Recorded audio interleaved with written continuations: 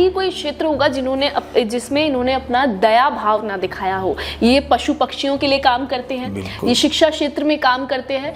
अगर कोई इनके क्षेत्र में कोई बीमार है, किसी का एक्सीडेंट हो जाता है, उनको तक ये हॉस्पिटल अपने खर्चे पे अपने साधन से पहुंचाते हैं। और उसके साथ ही अपने स्कूल में भी इन्होंने इतने इंटरेस्टिंग जो है काम किए हैं। साथ ही साथ आपने बताया कि आप बाढ़ प्रभावित लोगों के लिए भी अब तक काम कर चुके हैं। हाँ। आपके साथ ऐसा क्या है, इतना क्या प्रेम भाव है कि भाई तक और पूरा परिवार आप, और आपने अभी हमें बताया भी कि आप अपने पिताजी की भी पूरी सेवा अपने आप करते हैं। वो जो मिल के फैसले लेकर के करते हैं और बुजुर्गों से अच्छे संस्कार मिलते हैं, हमारे बच्चों को भी अच्छे संस्कार मिलते हैं, उनसे हमें बहुत कुछ सीखने को मिलता है। ये पता नहीं जैसे ही शादी हुई परिवार से अलग हो जाते हैं, माता पिता कहाँ हैं, ये चीज़ हमें बड़ी दुख देती है। परिवार में पिताजी कमाने वाले एक ही थे, हमारे वहाँ पानी वगैरह तो है नहीं, लेकिन इतना गरीबी में जिया हूँ। और उस समय यहाँ जैसे मेरे बीएड में नंबर आया ना, तो मुझे उस समय फीस थी 23,000 रुपये, 23,000। और जयपुर में ही संजोग से यहाँ संजय टीचर ट्रेनिंग कॉलेज है लालकोटी में, तो उसमें मेरा नंबर आया। तो पिताजी ने कहा कि बेटा 23,000 फीस और फिर जयपुर में 1.5 साल रहना अपने बस का नहीं है, ये होगा नहीं। वो पैसे भी गए, अपन यहाँ जयपुर रह ही नहीं पाएंगे, क्योंकि महीने के 3,000 रुपये यहाँ चाहिए थे। हमारा घर 200 रुपये महीने के भी कमा नहीं रहा था। उनको याद करते हुए इतनी खुशी हो रही है कि उन तीनों की वजह से मैं आज यहाँ जयपुर में आपके सामने बैठा हूँ। परिवार खेती करता था, आज भी खेती करते हैं, मैं खुद भी खेती करता हूँ। अच्छा शुद्ध अनाज लोगों को मिले, इसी थीम को लेकर के मुझे एक बार उन्नत और प्रगतिशील किसान का पुरस्कार भी मिला। मैं खुद हल चलाता हूँ, नौकरी करने के साथ साथ खेती का पूरा काम करता हूँ। और लोग भी मेरे से प्रेरित होकर के, और समाज सेवा, देश सेवा, अपने कर्तव्य जो मैं शिक्षा का काम कर रहा हूँ उसमें, हर काम में और गांव में लोगों में ज़्यादा से बढ़ कर के सेवा कर ये काम करें। और हमारे विद्यालय को ब्लॉक पे, राज्य पे और जिले पे सम्मानित हो चुके हैं, विद्यालय को किया है। और अभी हमारा विद्यालय को एक यूनिसेफ की संस्था है जो इंटरनेशनल संस्था है, उस यूनिसेफ की टीम आई थी और उन्होंने पूरा 8 मिनट का एक वीडियो बनाया है। नारियल के पौधे वहाँ हैं, नारियल लगता है यहाँ रेगिस्तान में, जो संभव नहीं है वो चीज़ें भी हमारे वहाँ, हाँ बिल्कुल, सीख लेके और उस पानी का सदुपयोग किया जाए। सबको ये सीखना चाहिए।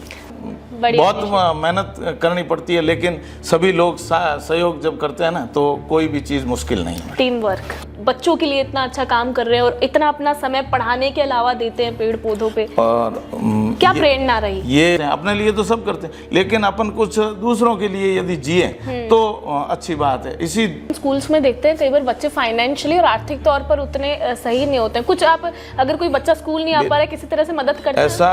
ऐसा एक नहीं, ऐसे अनेकों उदाहरण कि अगर आपके क्षेत्र में किसी का एक्सीडेंट हो जाता है, हाँ, या कोई दुर्घटना हो जाती है, आप अपने हिसाब से अपना साधन लेके उनकी वहाँ मदद करने के लिए जाते हैं, उसके बारे में थोड़ा सा? ऐसा अभी तो ऐसा बहुत हो रहा है, जो लोग या तो मोबाइल में उनकी चित्र खींच रहे हैं, पिक्चर ले रहे हैं, वीडियो बना रहे हैं। मैंने ना तो वीडियो बनाया ना पिक्चर, दूसरों ने बना ली, अलग चीज़ है। मैं उनको सीधा, अभी मैं गाड़ी रखता हूँ लगभग काफ़ी समय से, भगवान की दया से ठीक हो गया स्थिति, तो उनको गाड़ी से लेकर के जितना जल्दी हो सके अस्पताल पहुंचाता हूं। जब तक परिवार वाले यदि साथ में नहीं है तो वो आते हैं, तब तक वहां रुकता हूं।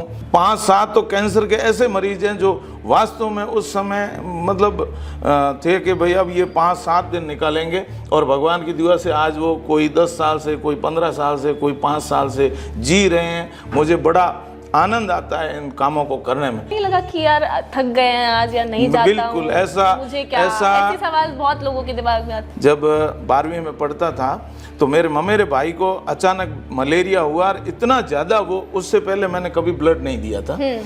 तो उस समय उनका जो ग्रुप था वो ऐसा था, और उस ग्रुप का 50 लोगों को ले आए, लेकिन किसी का भी मिला ही नहीं। ये यदि रक्तदान नहीं करता तो ये मेरा भाई नहीं होता। उसी थीम को लेकर के मैंने 75 बार से अधिक 75 बार से अधिक रक्तदान किया है मैंने स्वयं ने, और किसी से कोई एक पैसा कभी नहीं लिया। कम से कम 60 साल तक तो रक्तदान करने में कोई समस्या नहीं। तो अभी मेरे 5-6 साल तो वो कह रहे हैं, उस हिसाब से मुझे लग रहा है मैं अभी 10-15 साल और रक्तदान पक्का करूंगा। हरी सिंह जी, मैं बहुत उत्सुक हूँ, क्या प्रोसीजर होता है इसकी, क्या प्रक्रिया होती है जब आपने सोचा कि मुझे देह दान करना है, क्या करना होता है? आपने अभी अपनी वाइफ के बारे में बताया, पत्नी के बारे में, कि 36 साल से आप लोग साथ हैं और अभी भी आप उनकी इतनी सराहना कर रहे हैं, तो कहीं ना कहीं दिख रहा है कि प्रेम भाव अभी भी बहुत अच्छे से खुशी। एक ऐसी घटना है, मैं आपको सुनाऊं। मुझे सुशीला जी उस बात पे बड़ी हंसी आती है। जो है हमें देखने को मिल रहा है केसेस की, बहुत छोटी छोटी बात पे इस तरह से रिश्ते रोक देते हैं यहाँ, क्योंकि पहले अब जब देखते थे हमारी वैल्यूज इतनी अच्छी है राजस्थान की या इंडिया की, हाँ। कि जल्दी से हम रिश्ता तोड़ने में बिलीव करते नहीं है। बहुत जब तक निभाया जा सकता है और निभाया ही जाता है आजकल। फिर भी थोड़ा अच्छा, डिग्रियों की बात की है, अभी कौन कौन सी डिग्री आप परस्यू कर रहे हैं, कहाँ तक पढ़ चुके हैं? मैं 10वीं तक तो लगातार पढ़ा था। हर घर से हमारा सीधा जुड़ा होता है, छोटा मोटा ही कोई काम होता है ना गांव में किसी के, तो उसमें क्या है कि हमें बुला लेते हैं। बीड़ी होती है हमारे उधर एक बीड़ी, वहाँ बीड़ी और अफीम, वो उनके ज़्यादा होने से पूरे फेफड़े जाम हो गए थे। फिर उन्होंने यहाँ नली लगा करके, उस समय मैं पास में था, मैं पास में था, और वो पूरा 5 लीटर उन्होंने वो निकाला। इतना, मतलब ये जो अभी आपको ये कप दिख रहा है, ये काला काला, ये रंग ऐसे काले रंग का वो कचरा पूरा जमा हुआ नशे का, वो बीड़ी का निकाला।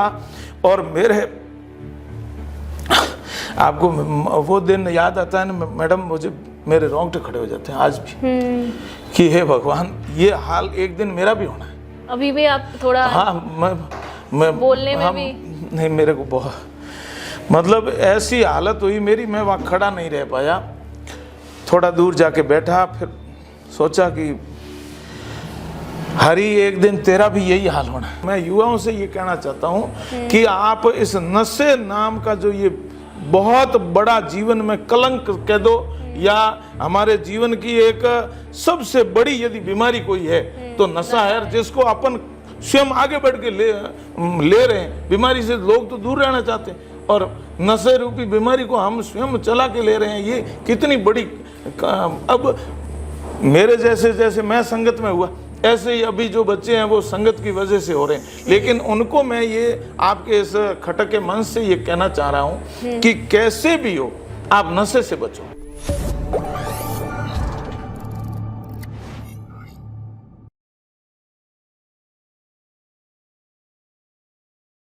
नमस्कार, आप देख रहे हैं द खटक।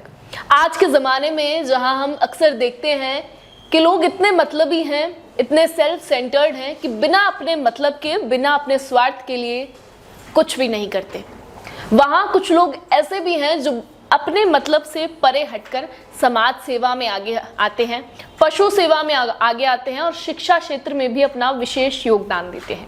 आज हम आपको एक ऐसी ही खास कहानी सुनाने वाले हैं, जहां हम अगर आसपास अपने देखते हैं तो देखने को मिलता है कि लोग इतने मतलबी हैं, इतने सेल्फिश हैं कि हमें लगता है कि शायद इंसानियत खत्म हो गई है। वहीं आज हमारे साथ सर हैं जिनका नाम हरी सिंह जी हैं। इनका व्यक्तित्व ऐसा है कि अगर आप इनकी कहानी सुनेंगे तो आपको लगेगा कि इंसानियत अभी भी कहीं ना कहीं जिंदा है, और वो जिंदा है इन्हीं के जैसे लोगों के बीच में। सर, पहले तो आपका बहुत स्वागत है द खटक पर, आपने हमें आप धन्यवाद सुशीला जी, बहुत बहुत धन्यवाद आपका और खटक का। इनकी कहानी आज हम जानेंगे। कहाँ से मैं आपको बता दूं कि बाड़मेर के बायतू के रहने वाले हैं। वहाँ एक छोटी सी जो ढानी है, वहाँ से ये आते हैं।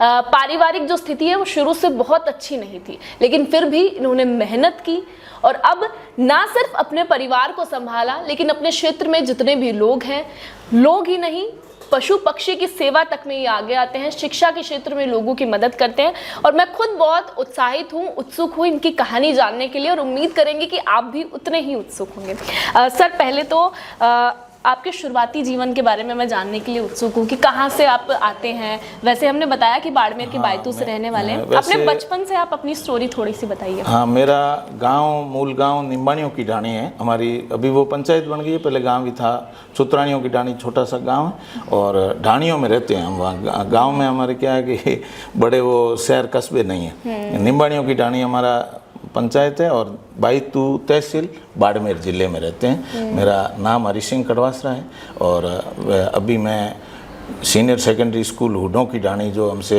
17-18 किलोमीटर दूर पड़ती है घर से, वहाँ मैं अध्यापक, वरिष्ठ अध्यापक के तौर पे काम कर रहा हूँ। और मेरे परिवार में मेरे पिताजी 96 साल के हैं और बच्चा है एक, 2 बेटियां हैं, शादी हो गई सबकी, और एक मेरा 3 साल का पोता भी है भगवान की दया से।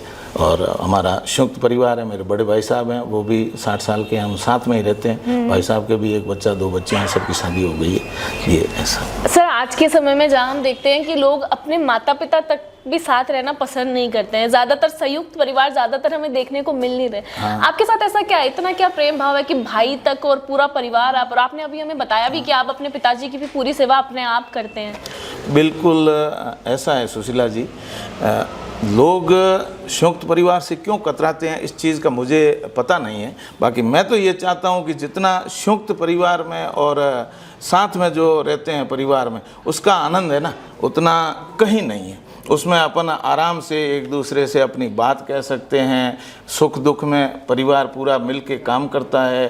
और किसी भी घर की कोई भी बात है ना, वो जो मिल के फैसले लेकर के करते हैं, और बुजुर्गों से अच्छे संस्कार मिलते हैं, हमारे बच्चों को भी अच्छे संस्कार मिलते हैं, उनसे हमें बहुत कुछ सीखने को मिलता है। यही चीज़ है। मैं तो ये चाहता हूँ कि सभी परिवार, मैंने एक सुना है नागौर में एक ऐसा प्रजापिताओं का परिवार है जिसमें 185 लोग हैं और पूरा परिवार साथ में रहता है। काश हमारे यहाँ भी ऐसा होता, लेकिन आज की युवा, ये जो बच्चे हैं, ये पता नहीं, जैसे ही शादी हुई परिवार से अलग हो जाते हैं, माता पिता कहाँ हैं। ये चीज़ हमें बड़ी दुख देती है। हमें तो संयुक्त फैमिली में बड़ा आनंद आ रहा है।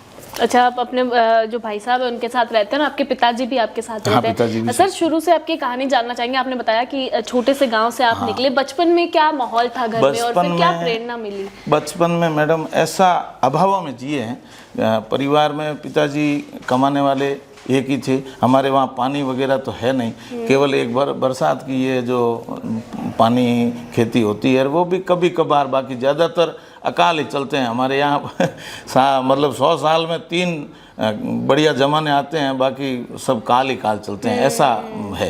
तो ज़माना तो नहीं था, बहुत गरीब परिवार से थे, और ऐसा दुख 8वीं तक बड़ी मुश्किल से पढ़े, और उसके बाद में फिर पढ़ने के लिए गए तो वहाँ विद्यालय 20 किलोमीटर दूर था।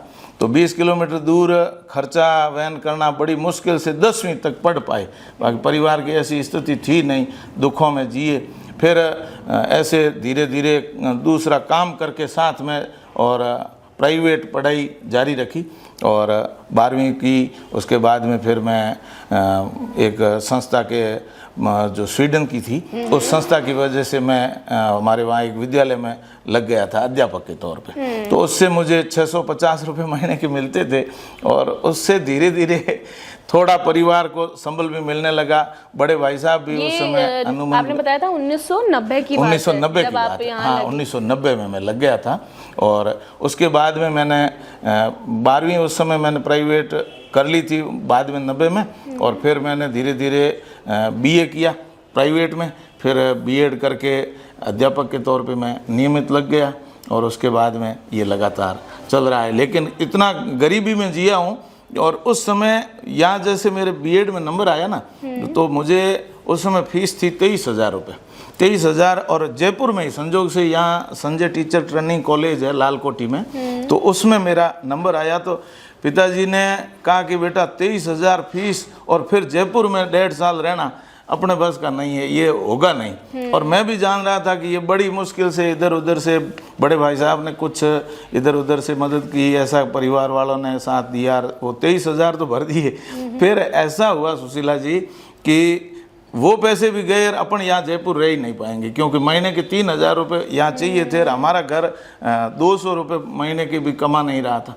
तो फिर मामला मुश्किल हो गया। तभी हमारे वहाँ के एक ठेकेदार जी और हमारे परिवार में दूर के रिश्ते में अंकल जी थे, तगाराम जी स्वर्गीय विधायक भी रहे हैं वो बाड़मेर के, उन्होंने उस समय के यहाँ हमारे राजस्व मंत्री थे गंगाराम जी, वो यहाँ रेवेन्यू मिनिस्टर थे। तो उनके सरकारी क्वार्टर में मुझे यहाँ लाके मैं उनका तीनों का, वो आज तीनों स्वर्ग में हैं, और मुझे उनको याद करते हुए इतनी खुशी हो रही है कि उन तीनों की वजह से मैं आज यहाँ जयपुर में आपके सामने बैठा हूँ। उन्होंने एक पैसा मेरा नहीं लगा, खाना खर्चा भी उन्होंने दिया, किराया लगा नहीं, और मेरी बीएड अच्छी तरह से हो गई और मैं बढ़िया नंबरों से पास हुआ।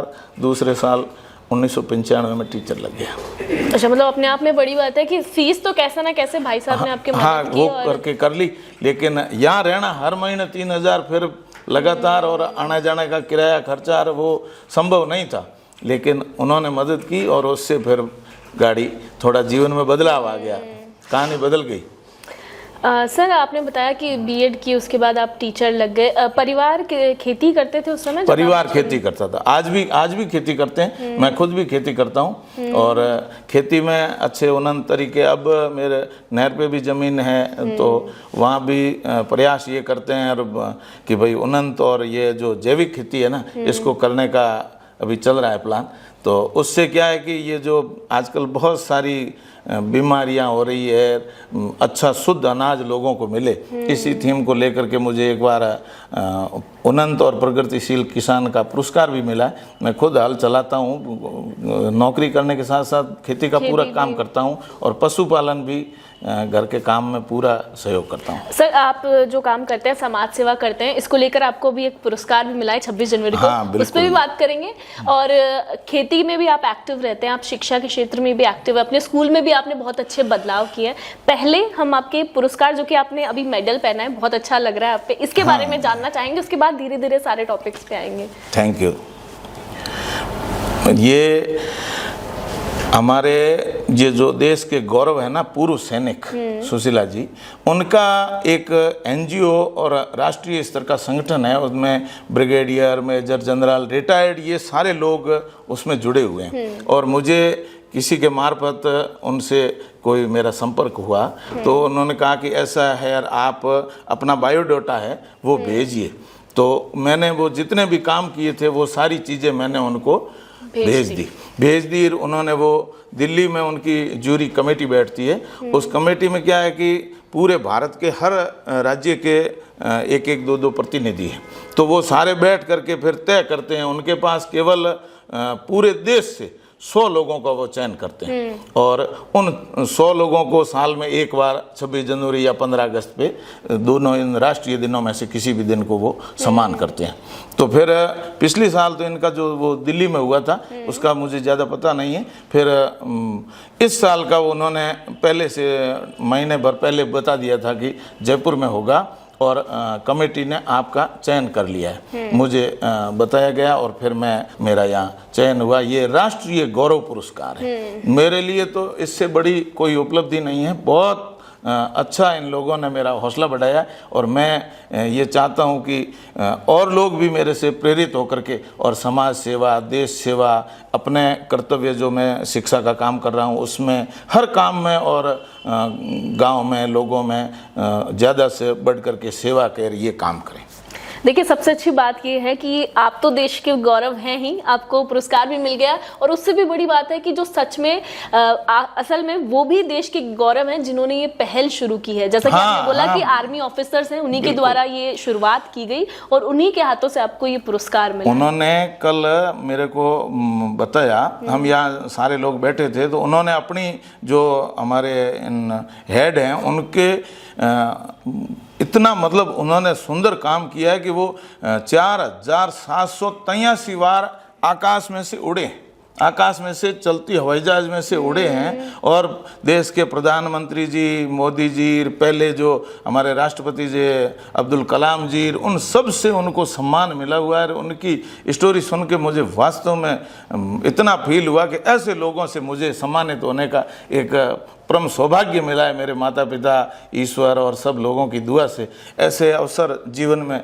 शायद बहुत कम लोगों को मिलते हैं जो मुझे कल मिला। देखिए, मैं दर्शकों से कहना चाहूँगी, अगर आप इनके बारे में, वैसे इन्होंने बताया है कि समाज सेवा करते हैं, लेकिन ये कहानी आज इसलिए भी खास है क्योंकि ऐसा शायद ही कोई क्षेत्र होगा जिसमें इन्होंने अपना दया भाव ना दिखाया हो। ये पशु पक्षियों के लिए काम करते हैं, ये शिक्षा क्षेत्र में काम करते हैं।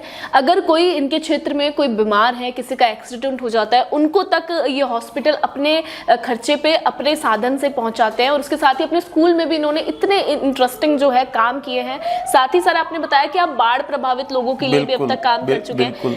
पहले आपके स्कूल के बारे में आप हमें बताएं, और वहाँ पे आपने बताया कि आप बहुत खेती, जैविक खेती और उस पर बहुत ज्यादा इंटरेस्टेड है, उसके बारे में थोड़ा सा जानना चाहेंगे। स्कूल में हमारा जो अभी विद्यालय है ना, वैसे मैं 6 स्कूलों में रहा हूँ आज तक अलग अलग, तो उन सारी स्कूलों में अभी जो विद्यालय इसमें मिला करके मैं 10,000 से ज़्यादा पेड़ पौधे स्कूलों में, स्कूलों के जो हमारे पढ़ने वाले बच्चे हैं और जो ग्रामीण लोग हैं रैलियां करके वहाँ वो लगवा चुका हूँ मैं। 10,000 से ज़्यादा पेड़ पौधे लगवाए। और अभी जिस विद्यालय में हूँ ना, उसमें 700 से ज़्यादा पेड़ है। हाँ, कुछ मेरे जो पूर्ववर्ती साथी थे उन्होंने लगाए, लेकिन मैं यहाँ मतलब 11 साल से हूँ, और 11 साल से मैंने ये कभी नहीं सोचा कि भाई इस विद्यालय के लिए मैं क्या ना करूँ, ज़्यादा से ज़्यादा करने का। और आज उसमें मैं गया, उस समय की यदि तस्वीर आप देखोगे, आज की तस्वीर देखोगे, तो वो विद्यालय नहीं, एक बगीचा ज़्यादा लगता है। इतना मतलब साफ सुथरा, इतना हरा भरा।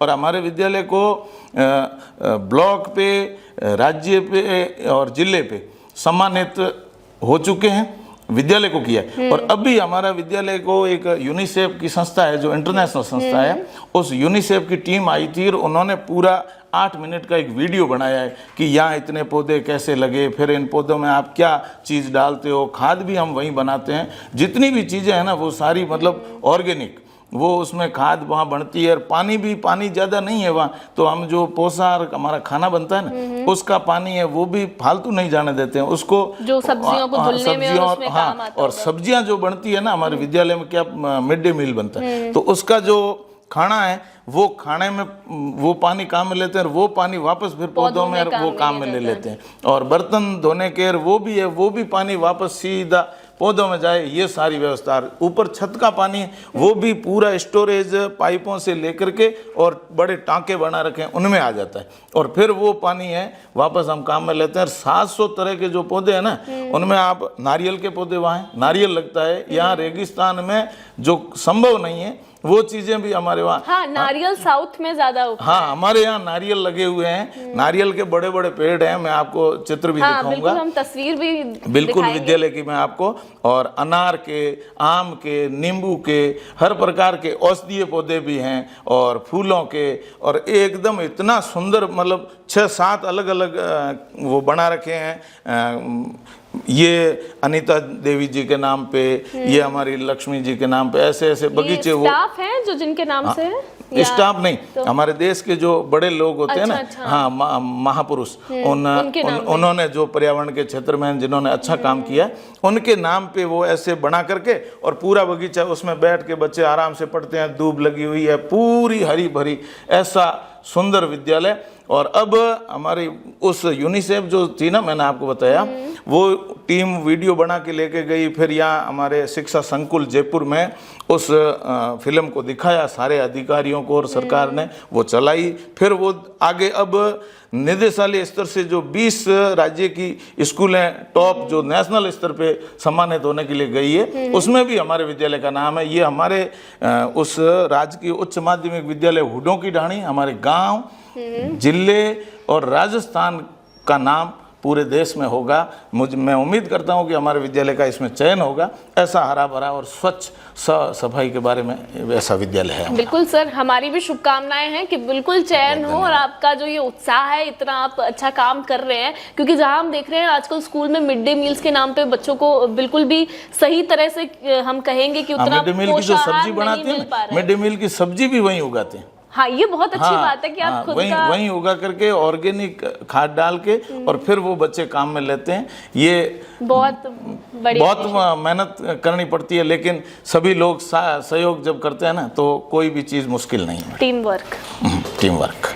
अच्छा सर, आपने बताया कि नारियल उगते हैं, इससे पहले आपने बताया कि खजूर तक आप यहाँ पे अपने बिल्कुल खजूर है। इस बार हमारे 1 खजूर थी, उस पे 1.5 क्विंटल खजूर लगी थी। 1.5 क्विंटल? 1.5 क्विंटल 1 खजूर पे। फिर वो बच्चों में उनके लिए इस्तेमाल किया जाता है? बिल्कुल, बच्चों ने खाई है, सब ने वो खाते हैं। बहुत शानदार, हमारे सौभाग्य है बच्चों का। अभी हमारे प्रधानाचार्य जी अभी ट्रांसफ़र हो गया है। कमला जी वो 7 साल रहे थे, मेरी बहन ही लगती है रिश्ते में, यूँ दूर के। तो उन्होंने मेरा बहुत मतलब हौसला बढ़ाया हर काम में। जो कहा ना मैडम थोड़ा ये करना है, मैं नए पौधे लाना चाहता हूँ, ये लगाना चाहता हूँ, तो उन्होंने हर समय मेरा सहयोग किया। मैं उनका बहुत बहुत धन्यवाद, आभार करता हूँ। देखिए यही है कि सहयोग भी आपको पूरा मिला और शुरुआत आपने हमेशा की है स्कूल में। मिड डे मील में आप ऑर्गेनिक जो खेती होती है वही इस्तेमाल करते हैं, और उसके अलावा जो है आपने कहा कि क्योंकि राजस्थान और पश्चिमी राजस्थान में सबसे बड़ा मुद्दा होता है पानी, क्योंकि पानी बहुत कम होता है, और उसको इतनी स्मार्टली उस पानी को पौधों में इस्तेमाल कर देना। क्योंकि हम भी अक्सर अपने घरों में जब सब्जियां धोते हैं तो पानी कहीं ना कहीं सिंक में डाल देते हैं, लेकिन जरूरत है कि इस तरह की सीख ली जाए। हाँ बिल्कुल, सीख लेके और उस पानी का सदुपयोग किया जाए, सबको ये सीखना चाहिए। सर मोटिवेशन कहाँ से आया आपको कि इस तरह की मुझे, क्योंकि आजकल लोग टाइम ही नहीं मिलता है कि अगर आप नौकरी कर रहे हो, जॉब कर रहे हो, तो सब अपनी जिंदगी में व्यस्त हो जाते हैं, लेकिन आप बच्चों के लिए इतना अच्छा काम कर रहे हैं और इतना अपना समय पढ़ाने के अलावा देते हैं पेड़ पौधों पे, और क्या प्रेरणा रही? ये सारी चीजें मैडम अभावों में जी करके और ऐसे दुखों के दिनों को देखा है कि वास्तव में यदि हमारे बच्चों को अच्छा गाइडेंस नहीं मिला तो फिर ये हमारा वहाँ का जो बाड़मेर, जैसलमेर, ये पश्चिमी राजस्थान है ना, ये बहुत पिछड़ा हुआ एरिया माना जाता था। अभी काफ़ी कुछ अच्छा हुआ है, लेकिन उसमें हमारे को और अभी बहुत कुछ करने की ज़रूरत है। ये हमारी ये सोच है कि भाई सभी लोग हमारे इन विद्यालयों के जो नन्हे मुन्ने बच्चे हैं उनको अच्छे संस्कार दे करके और देश के सुयोग्य नागरिक तैयार हो, जिनसे हमारा देश बहुत आगे बढ़े। ये थीम लेकर के चल रहे हैं, ये मोटिवेशन। हाँ ये बिल्कुल।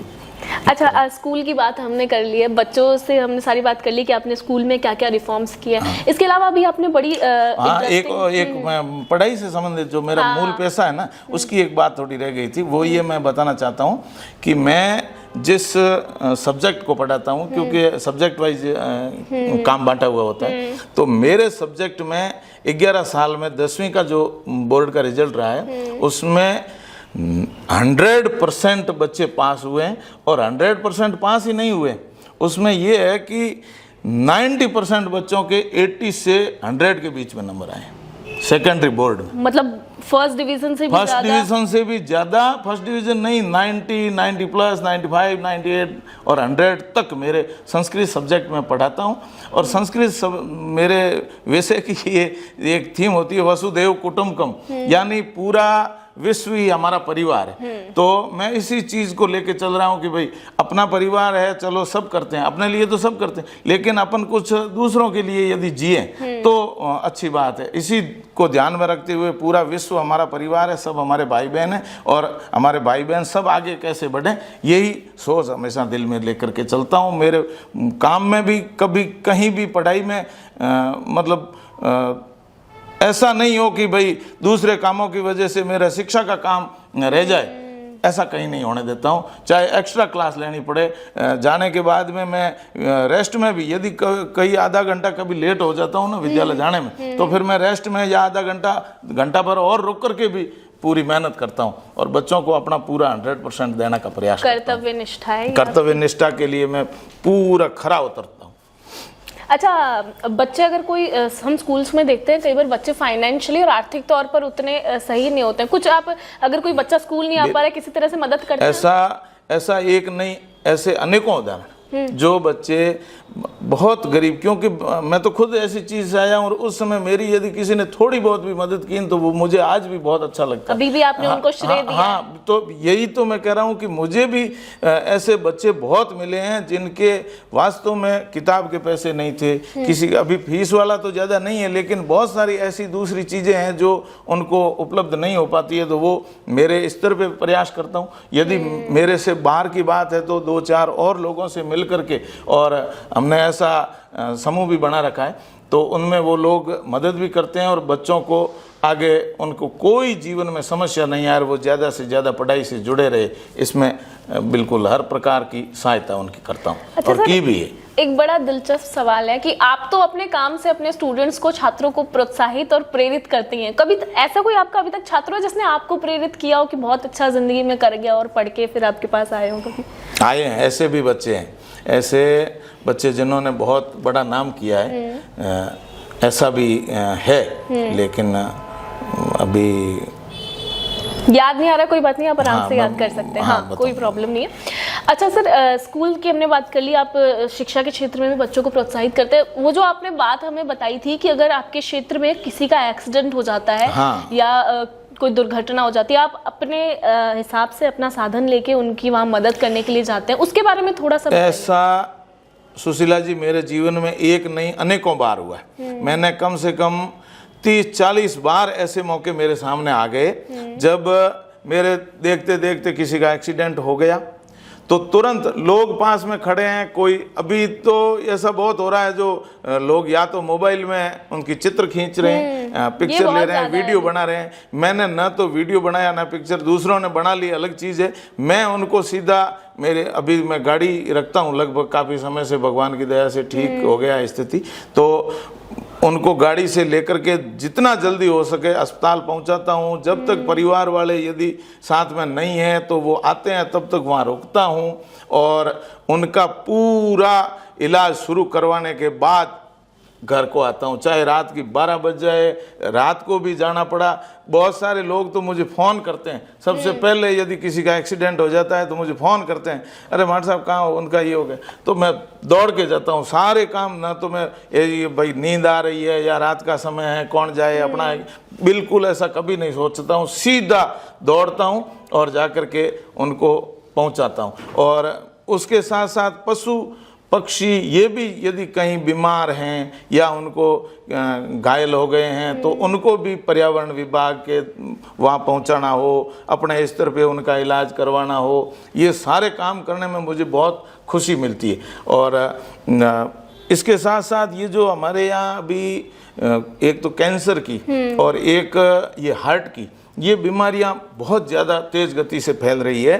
तो इन बीमारियों में भी भगवान ने जितनी मुझे बुद्धि दी है उस हिसाब से मैं उनका इलाज करवाने के लिए जोधपुर, जयपुर, अहमदाबाद, दिल्ली, मुंबई तक और गुजरात में भी बहुत सारी जगह, पालनपुर, डीसा लेकर के उनको हायर स्टेशन तक उनका उचित डॉक्टर से परामर्श लेकर के इलाज कैसे हो। और बहुत सारे ऐसे 5-7 तो कैंसर के ऐसे मरीज हैं जो वास्तव में उस समय मतलब थे कि भाई अब ये 5-7 दिन निकालेंगे, और भगवान की दुआ से आज वो कोई 10 साल से, कोई 15 साल से, कोई 5 साल से जी रहे हैं। मुझे बड़ा आनंद आता है इन कामों को करने में कि वास्तव में अपन भगवान ने अपने को ऐसी थोड़ी शक्ति दी कि अपन किसी के काम आ सके।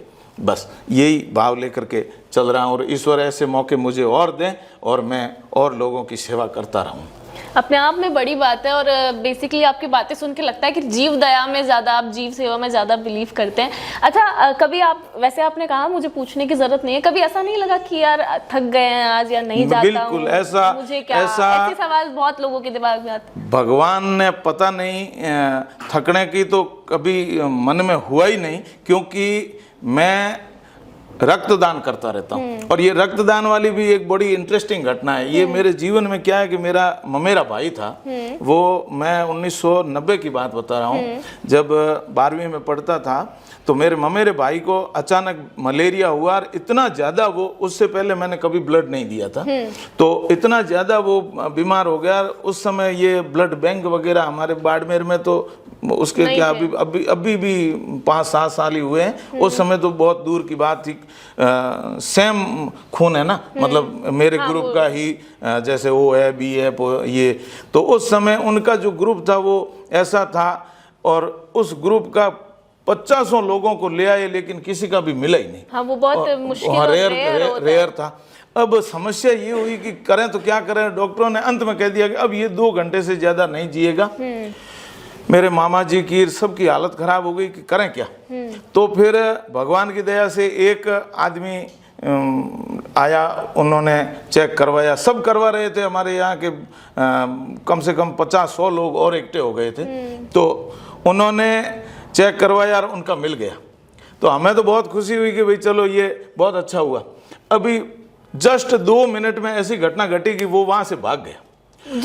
जिसका मैच हुआ वो आगे और हम पीछे, हम 20-30 लोग उसके पीछे भागे। 1 किलोमीटर पे वो पकड़ाया अब जैसे ही उसको पकड़ा, उसने ऐसा किया कि यूं बैठ करके मेरे को यहाँ से उठाया तो मैं मर जाऊंगा। वो डर के अब वो मारे ऐसा डर गया, मतलब उसके अंदर इतना, और उस समय डर होता भी था, ये भी बात सही है। मैं फिर वो उसको तो नहीं ला पाए, क्यों करे, तो फिर हमारे वो जो खुशी थी वो तो गई 1 मिनट में। अब तो ये चलेगा नहीं, वो दूसरा मिलेगा नहीं, क्या करें। तभी भगवान का चमत्कार हुआ, हम वापस अस्पताल पहुंचे, एक दूसरा बंदा चला के आया, उसने कहा कि मेरा चेक करो, उसका ब्लड मिल गया, और उसका ब्लड मिला, तुरंत डॉक्टरों ने लेकर के चढ़ाया, और मेरा भाई आज भी वो जिंदा है। मुझे उस दिन से ये लगा कि मैं आज से आगे ये यदि रक्तदान नहीं करता तो ये मेरा भाई नहीं होता। उसी थीम को लेकर के मैंने 75 बार से अधिक 75 बार से अधिक रक्तदान किया है मैंने स्वयं ने, और किसी से कोई एक पैसा कभी नहीं लिया, किसी भी प्रकार का कोई ये नहीं कि भाई मैं इन्हीं से जूस भी पी लूँ, मैंने वो नहीं किया। मेरे खर्चे से फ़ोन करते हैं तो मैं घर से चला के जाता हूँ, रक्त दे के आता हूँ। किसी संस्थाओं में जगह जगह किसी के जन्मदिन पे ये जितना मेरे से बन पड़ता है करता हूँ। और इसी थीम को लेकर के मुझे देख करके मेरा बच्चा है, वो भी 21 बार, जिसकी अभी उम्र ज़्यादा नहीं है, 25-26 साल है, लेकिन 21 बार से ज़्यादा वो भी रक्तदान कर चुका है।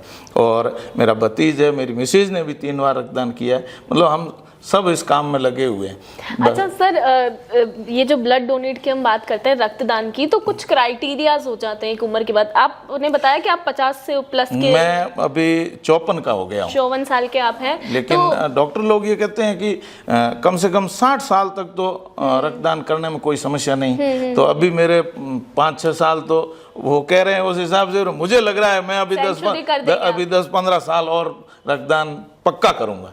अपने आप में हिम्मत की बात है। मैंने और वास्तव में ये रक्तदान करने से सुशीला जी, लोगों में एक बहुत बड़ा भय बना हुआ है कि हमारा क्या होगा, ये हो, जबकि मुझे तो मेरा जो शरीर के अंदर क्षमता है ना, एनर्जी लेवल, वो रक्तदान करने के दूसरे दिन से ही बढ़ने शुरू हो जाती है। और मैं 3-4 महीने इतनी मतलब यूँ तेजी से हर काम जोश के साथ करता हूँ, और 3 महीने में मैं फिर, तो हमारा खुद का मतलब भला भी हो रहा है इसके साथ में, दूसरों का तो जैसे लोग मानते हैं कि कर रहे हैं, हो रहा है, होता भी है, लेकिन स्वयं का भी बहुत बड़ा हम फायदा कर रहे हैं। हमारे शरीर को भी स्वस्थ रखने में रक्तदान का बहुत बड़ा योगदान है।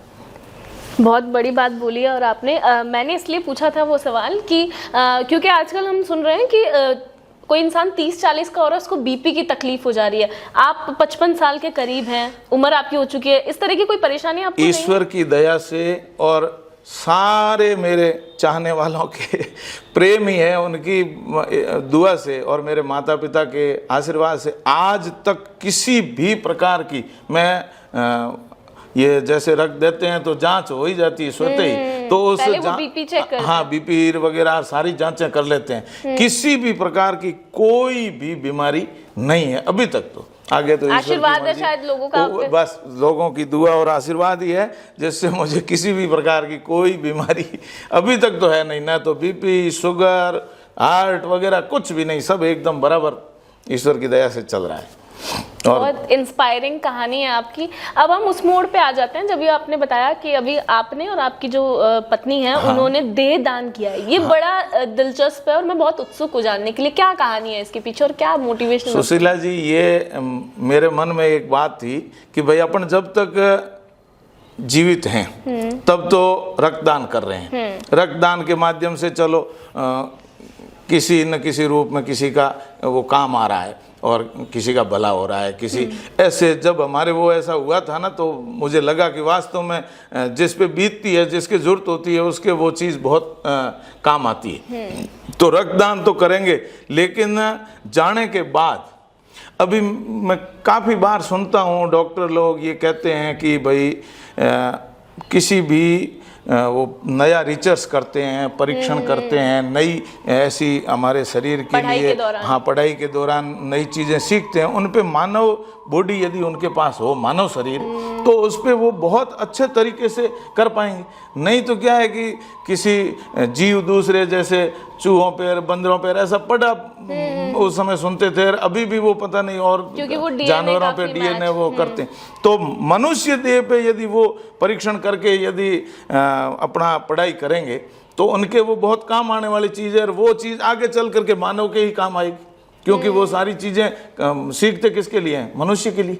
तो मनुष्य देह के लिए यदि कोई चीज़ हम मरने के बाद में भी करके जाएं, इसी सोच को लेकर के मैंने 2 साल से ये मेरा विचार था कि भाई अब जैसे 60 के बाद में हो सकता है ये लेना ही बंद कर दें ब्लड, तो मैं क्या करूँगा और मरने के बाद में क्या करूँ, ऐसा कोई अच्छा काम करके जाऊं।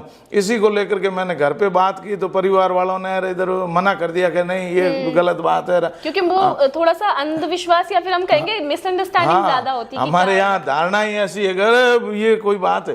तो फिर मैंने समझा यार, तो मेरी धर्म पत्नी का मैं शुक्रगुजार हूँ कि जिसने हमारी शादी को अभी 36 साल हो गए, कभी भी उसने मुझे किसी काम के लिए मना नहीं किया, मतलब हर काम में वो मेरा साथ देती है। तो इस मामले में भी भाग्यशाली हूँ कि उन्होंने आगे बढ़ के कहा कि आप देहदान की जो बात कर रहे हो ना, तो मैंने सोचा ये मना कर देगी तो उसने कहा नहीं, तो दोनों साथ में करेंगे। अरे मैंने कहा बहुत तेरा धन्यवाद। फिर सबको कहा कि भाई ये भी सहमत है और मैं सहमत हूँ, तो बच्चे ने कहा कि आप बहुत अच्छा काम कर रहे हो, मैं सहमत हूँ। फिर आसपास के परिवार के मेरे भाइयों ने, सब ने, हमने 20-30 लोगों ने परिवार के साथ में जाकर के, और मेरे अभी जो पिछला 25 का 10 मार्च 2025 को मेरा 54वां जन्मदिन था, उस जन्मदिन के अवसर पे हमने दोनों ने देहदान का घोषणा पत्र बाड़मेर मेडिकल कॉलेज प्रिंसिपल साहब को दे दिया कि हम जाने के बाद में हमारी बॉडी आपको मिल जाएगी और आप जो चाहें उसको काम में लेना, मानव हित में।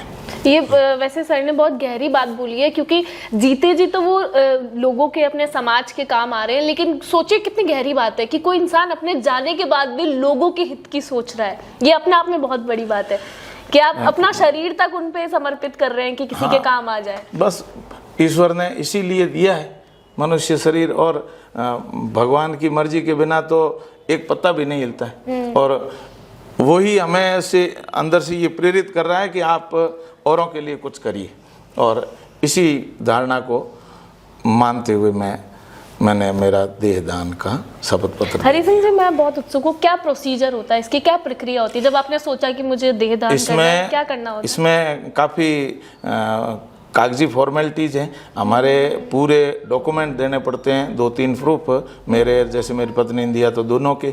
फिर इसमें परिवार के सदस्यों के सहमति बहुत ज़रूरी है, उनका भी साथ में शपथ पत्र लगता है, और उनके भी सारे डॉक्यूमेंट लगते हैं कि भाई आप ये जाने के बाद में हमें बॉडी सौंपोगे। ये सारी चीज़ पूरी फॉर्मेलिटीज़ होती है, और फिर वो शपथ पत्र मेडिकल कॉलेज में रजिस्टर्ड होता है, और परिवार की जिम्मेदारी होती है कि भाई ये जब हम जाएंगे उनको फ़ोन करेंगे और मेडिकल कॉलेज की गाड़ी आएगी और लेके जाएगी। बस ये वो फॉर्मेलिटीज़ और पूरा शपथ पत्र होता है, उसमें भर के देना पड़ता है, वो लिखा पढ़ी होती है पूरी।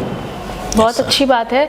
आपने अभी अपनी वाइफ के बारे में बताया, पत्नी के बारे में, कि 36 साल से आप लोग साथ हैं और अभी भी आप उनकी इतनी सराहना कर रहे हैं, तो कहीं ना कहीं दिख रहा है कि प्रेम भाव अभी भी बहुत अच्छे से खुशी। एक ऐसी घटना है, मैं आपको सुनाऊं। मुझे सुशीला जी उस बात पे बड़ी हंसी आती है, या मैं सही कहूँ तो मैं क्या ऊपर से थोड़ा उससे यूँ कभी कभी नाराज़ रहता हूँ, मतलब नाराज़ नहीं होता हूँ, ऊपर से तो हमारे एक सचेरे भाई थे, वो थोड़े पीढ़ियों में 7-8 पीढ़ी दूर के थे, वो मैं बाड़मेर रहता था मेरे परिवार कुछ समय के लिए, तो उस समय हम बाड़मेर में थे, वो भी मेरे पास ही वहाँ रहते थे, एक गाड़ी थी उनकी, तो वो गाड़ी शाम को वहाँ लाके खड़ी कर देते। तो एक बार क्या, एक मेला लगा मेला लगा, और उस मेले में क्या हुआ कि एक ऐसा व्यक्ति जो हरिद्वार से आया था, और उसके पास एक बैल था, नंदी बैल बोलते हैं, जो थोड़ा अलग होता है दूसरों से। तो वो नंदी बैल क्या है कि आंखों पे उसके पूरी पट्टी बंधी हुई होती थी, शहर में वो क्या है, उसको अपना खेल, एक खेल ही मान लो, वो खेल ही था खेल दिखाता था। तो क्या करता था कि वो बैल घूमता घूमता वो पूछता कि भाई इस नाम का व्यक्ति कौन सा है, तो बैल सीधा घूमते घूमते आकर के उसी व्यक्ति की पहचान कर लेता है। अब ऐसा कैसे था ये तो मुझे पता नहीं, पर ऐसा था। तो उस दिन क्या है कि वो मेरा जो भाई था ना, उसने कहा कि ये बाड़मेर की बता रहे हैं, बाड़मेर अपने की, गांव हाँ, क्या भाई साहब चलो, वो हमारे गांव से तो थोड़ा दूर है 30 किलोमीटर, हाँ, पर वहाँ उस समय थोड़े हम 5-6 साल वहाँ रहे थे, शहर में बच्चे पढ़ रहे थे तब। तो क्या भाई साहब चलो क्या मेले में गए, और मेरी पत्नी का कहा कि भाभी जी को और सबको बच्चों को और साथ में ले लेते हैं। तो मैंने कहा चलो भाई, तेरी गाड़ी है, अपने मेला देखने में क्या जाता है, चलो। तो वहाँ गए।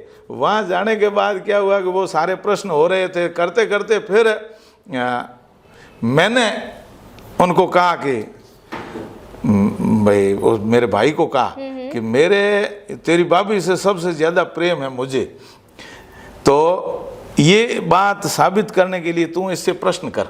तो उसको बड़ी हंसी आई, क्योंकि वो देखता था मैं ऊपर से मतलब यूँ नाराज होता था कभी कभी। तो मैंने कहा ये कभी मेरे से नाराज नहीं है, तू इस बात का पता कर ले। तो उसने उस बैल वाले मालिक को कहा कि ऐसा प्रश्न करो कि कौन सा ऐसा पति पत्नी है जिनमें सबसे ज्यादा आत्मिक प्रेम है। बैल से प्रश्न किया। हाँ, बैल से प्रश्न किया। आप मानोगे नहीं सुशीला जी, कम से कम वहाँ 300-400 लोग खड़े थे, बहुत बड़ा घेरा था, और वो बैल घूमने लगा, घूमते घूमते घूमते, हम में थोड़े पीछे खड़े थे और लोग भी आगे थे, और वो यूं यूं करके और सिर सीधा करके मेरे और अच्छा, वहाँ पे और वो हो गया। ऐसा हंसने लगा कि आप तो इसको भाभी जी को कभी कभी डांटते रहे। मैंने कहा वो ऊपर से है भाई, अंदर से नाराजगी नहीं है, बहुत प्रेम है। ये वास्तव में भगवान ने उस चीज को साबित किया। मैं तो सोच रहा था क्या पता मेरे पास आएगा कि नहीं आएगा, लेकिन आ गया। तब मुझे लगा कि हाँ, मैं तो चाहता ही हूँ, लेकिन ये भी मुझे बहुत दिल से चाहती है ऐसी। अच्छा, वो सवाल मैंने इसलिए किया था क्योंकि आजकल जो युवा हैं हमारे, वो कहीं ना कहीं हम देख रहे हैं कि डिवोर्स केसेस बहुत ज्यादा बढ़ रहे हैं। बहुत जल्दी वो तलाक और ये बहुत जल्दी हो जाता है, छोटी छोटी बात पे भी हो जाता है। और आप इतने साल से अपनी पत्नी के साथ हैं ही, और सिर्फ हैं नहीं, इतने अच्छे से रहते हैं, आपने इतने किस्से बताए। कुछ संदेश अगर आप युवाओं को देना चाहेंगे? बिल्कुल, मैं युवाओं को ये कहना चाहता हूँ कि अपने अच्छे संस्कार रखिए और माता पिता अपने बड़ों का कहना मानिए, और वो हमारे भले के लिए ही करते हैं। ऐसा कोई माता पिता नहीं है जो अपने बच्चों का अहित चाहे। हर पिता ये चाहता है कि मेरा बच्चा, मेरी बच्ची बहुत आगे जाए, बहुत ऊपर अपना नाम रोशन करे। तो उनकी हमेशा ये भावना रहती है कि हमारे बच्चे ऐसा कोई भी कार्य नहीं करे जिससे हमारा समाज में, देश में नाम खराब हो। तो युवा जनरेशन जो अभी है ना, ये लोग पता नहीं इनके संस्कार क्यों आ रहे हैं। वो कुछ तो संयुक्त परिवार नहीं, और कुछ वो परिवार से दूर रहते हैं, और ये पाश्चात्य संस्कृति का पता नहीं असर हो रहा है क्या है, जो बहुत ज्यादा ऐसे केसेस हो रहे हैं। उन सबको मेरी ओर से हाथ जोड़ के निवेदन है कि आप विचार करिए, और जिस ये जोड़ियां है ना, ये भगवान बना के भेजता है। ये कोई ऐसा नहीं है कि भाई आज घर में कोई पशु था, बेच दिया और कल दूसरा ले आया और फिर तीसरा ले आया, ये नहीं है। पति पत्नी का रिश्ता 7 जन्म का होता है, और इनमें हमें अटूट आस्था रखनी चाहिए। थोड़ा बहुत यदि घर में कभी विवाद घर में रहते हैं, किसके नहीं होता है, विवाद भी हो जाता है, किसी बात पे मतभेद भी हो जाता है। तो हमें इन सब चीज़ों को छोड़ करके अपने आपस में थोड़ी बहुत कोई बात है तो बैठ के उसका हल निकल जाता है। लेकिन ये तलाक कर, आज इससे शादी, कल शादी टूट गई, सुनते हैं तब तक तो तीसरी और हो गई। ये चीज़ें बहुत दुखद है, मुझे बहुत दुख होता है इन चीज़ों को।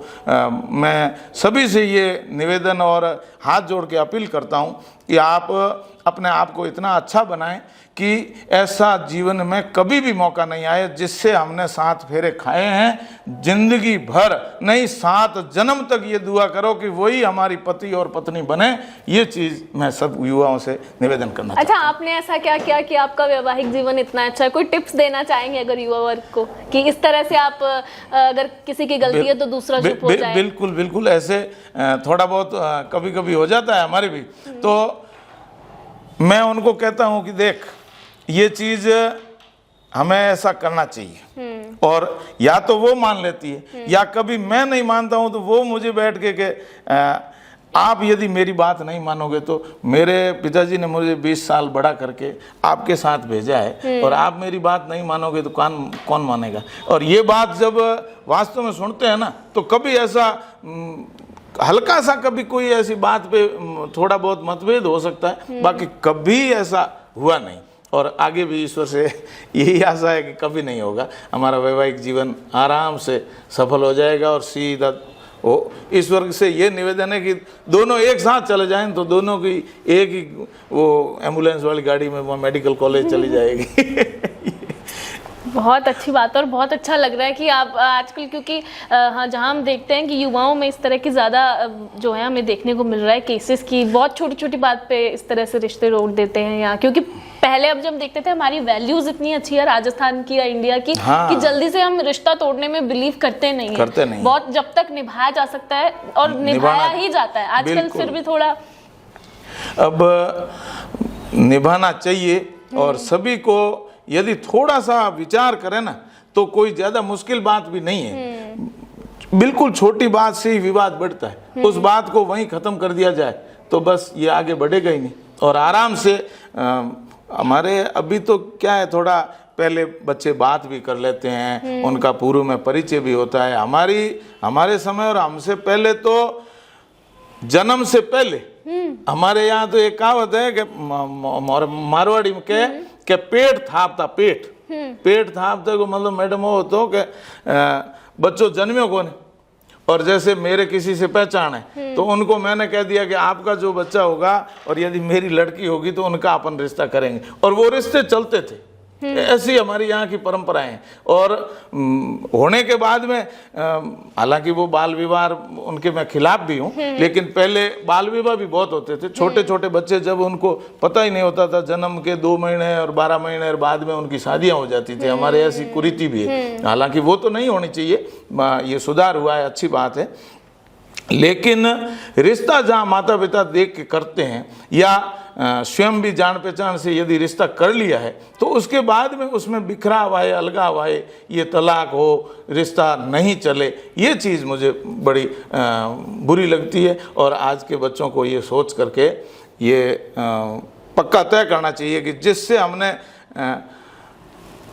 शादी कर ही ली फिर 7 जन्म तक वही तो आप मतलब दोनों एक तरह की शादियों में खिलाफ किसी के नहीं है, लव मैरिज और अरेंज मैरिज दोनों। लव मैरिज भी आज समय की मांग है, आज समय की मांग है। अब पुराना जो ढर्रा अपन लेके चलेंगे तो वो चलना नहीं है, क्योंकि छोटे बच्चों की शादी कर देंगे तो एक पढ़ जाएगा, हो सकता है दूसरा नहीं पढ़े, फिर उनके आपस में विचार कैसे बैठेंगे, बैठ ही नहीं सकते। तो इसीलिए शादी तो लव मैरिज भी होए तो कोई बुराई नहीं है, लेकिन निभानी चाहिए। होने के बाद में फिर वो टूटे ये ठीक नहीं है, ये दोनों को सोचना है। और माता पिता भी यदि देख के अच्छी जगह रिश्ता कर दे तो हमें उनको भी स्वीकार करना चाहिए, उनकी भावनाओं को भी ठेस नहीं पहुंचे, और हमें थोड़ा बहुत 19-20 हो तो उनको चला लेना चाहिए, मेरी ये मान्यता है। और बाकी तो अब युवाओं को सब पढ़े लिखे हैं, मैं तो वो प्राइवेट पढ़ करके MA तक पहुंच गया हूं, लेकिन अभी बहुत बड़ी बड़ी डिग्रियां हैं उनके पास, सारा अनुभव है, तो उनको ये चीज़ें समझनी चाहिए व्यवहार में। मुझे ऐसा लगता है कि आपसे सीखने की ज़रूरत है युवाओं को। अच्छा, डिग्रियों की बात की है, अभी कौन कौन सी डिग्री आप परस्यू कर रहे हैं, कहाँ तक पढ़ चुके हैं? मैं 10वीं तक तो लगातार पढ़ा था, फिर मैंने 12वीं भी प्राइवेट के रूप में की, फिर BA भी किया स्वयं पार्टी के रूप में, MA भी किया, और आगे अभी PhD के लिए भी चल रहा है, हो जाएगा ईश्वर की दया से सब। अच्छा, PhD करने का क्या मोटिव है कि PhD करनी है? कोई उद्देश्य है उसके पीछे या वैसे ही पढ़ाई बस थोड़ा पढ़ाई, और एक ये है कि भाई नाम के आगे डॉक्टर लगे, और किसी क्षेत्र में थोड़ी विशेष रुचि है, पर्यावरण और समाज सेवा, तो इसके बारे में करूं, ये है। तो चल रहा है प्रयास, चल रहा है। बस यही। आपकी कहानी बहुत दिलचस्प है, आपने हर क्षेत्र में काम किया है लोगों की सेवा के लिए, और अभी तो अपने लव मैरिज और अरेंज मैरिज पे भी अपने जो है विचारधारा बता दी है। सर, चाहे कोई भी व्यक्ति हो, कितना ही आप तो अभी 55 साल के हो, पूरी जिंदगी आपने देखी है, हमसे ज्यादा ही देखी है, कभी आपका कौन सा ऐसा पॉइंट था जब आपको लगा था कि बिल्कुल हिम्मत हार चुके थे, या उस टाइम पे आपका सबसे बुरा समय था? मेरा एक समय था, मैं नशे का आदी हो गया था। ये बात मुझे स्वीकारने में कोई ऐतराज नहीं। और आज उस समय थोड़ा नशा कम होता था, और आज के जो समय चल रहा है ना, उसमें विशेष रूप से हमारा जो ये पश्चिमी राजस्थान, उसमें तो अब युवा सारे के सारे बहुत ज़्यादा मतलब नशे के शिकार हो रहे हैं। मैं खुद सुशीला जी एक बहुत समझो बुरा दौर था, ये कहूँ मैं, मेरे जीवन का, और यदि वो जारी रहता तो या तो मैं आज होता नहीं, और यदि संसार में होता तो यहाँ आपके सामने तो पक्का ही नहीं बैठा होता, ये तय। मैंने 1990 में वो संस्था में नौकरी कर ली, धीरे धीरे 4-5 साल में, फिर मैं 95 में शिक्षक बन गया।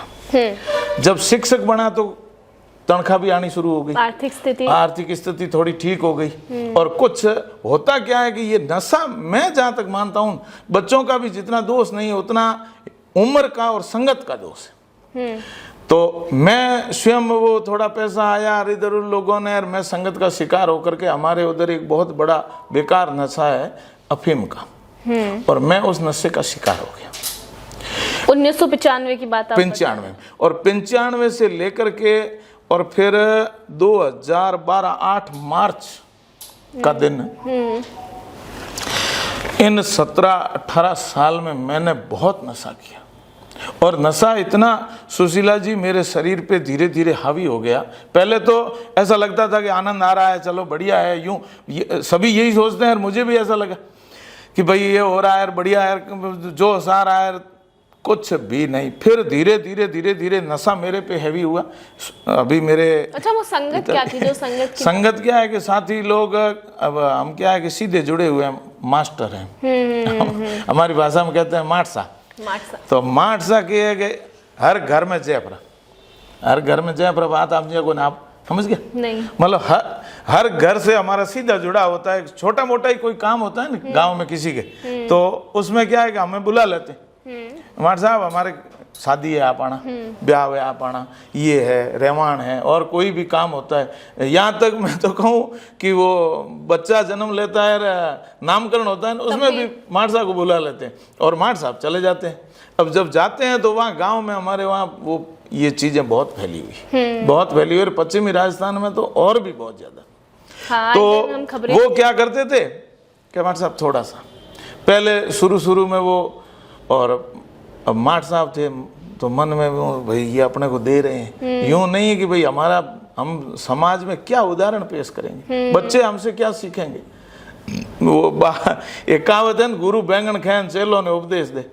अब हम खुद ही बुरा यदि काम करेंगे तो फिर बच्चों को क्या शिक्षा देंगे। तो ऐसा करते करते मैं पूरा उसका आदी हो गया, और फिर धीरे धीरे ऐसा समय आया कि मेरा किसी काम में मन नहीं, विद्यालय भी काफी बार लेट हो जाता था, लेट, चाय का एक बड़ा सा भर लेता था, वो केतली बोलते, और आप मानोगे नहीं, मैं 10-10 कप चाय एक जगह बैठ के पीता था, और 10 कप चाय पीने से बीच में अफीम लिया, फिर चाय पी, फिर अफीम लिया, फिर चाय ली, 2-4 और आ जाते थे या बुला लेता था, और ये ऐसी रेवान चलती थी।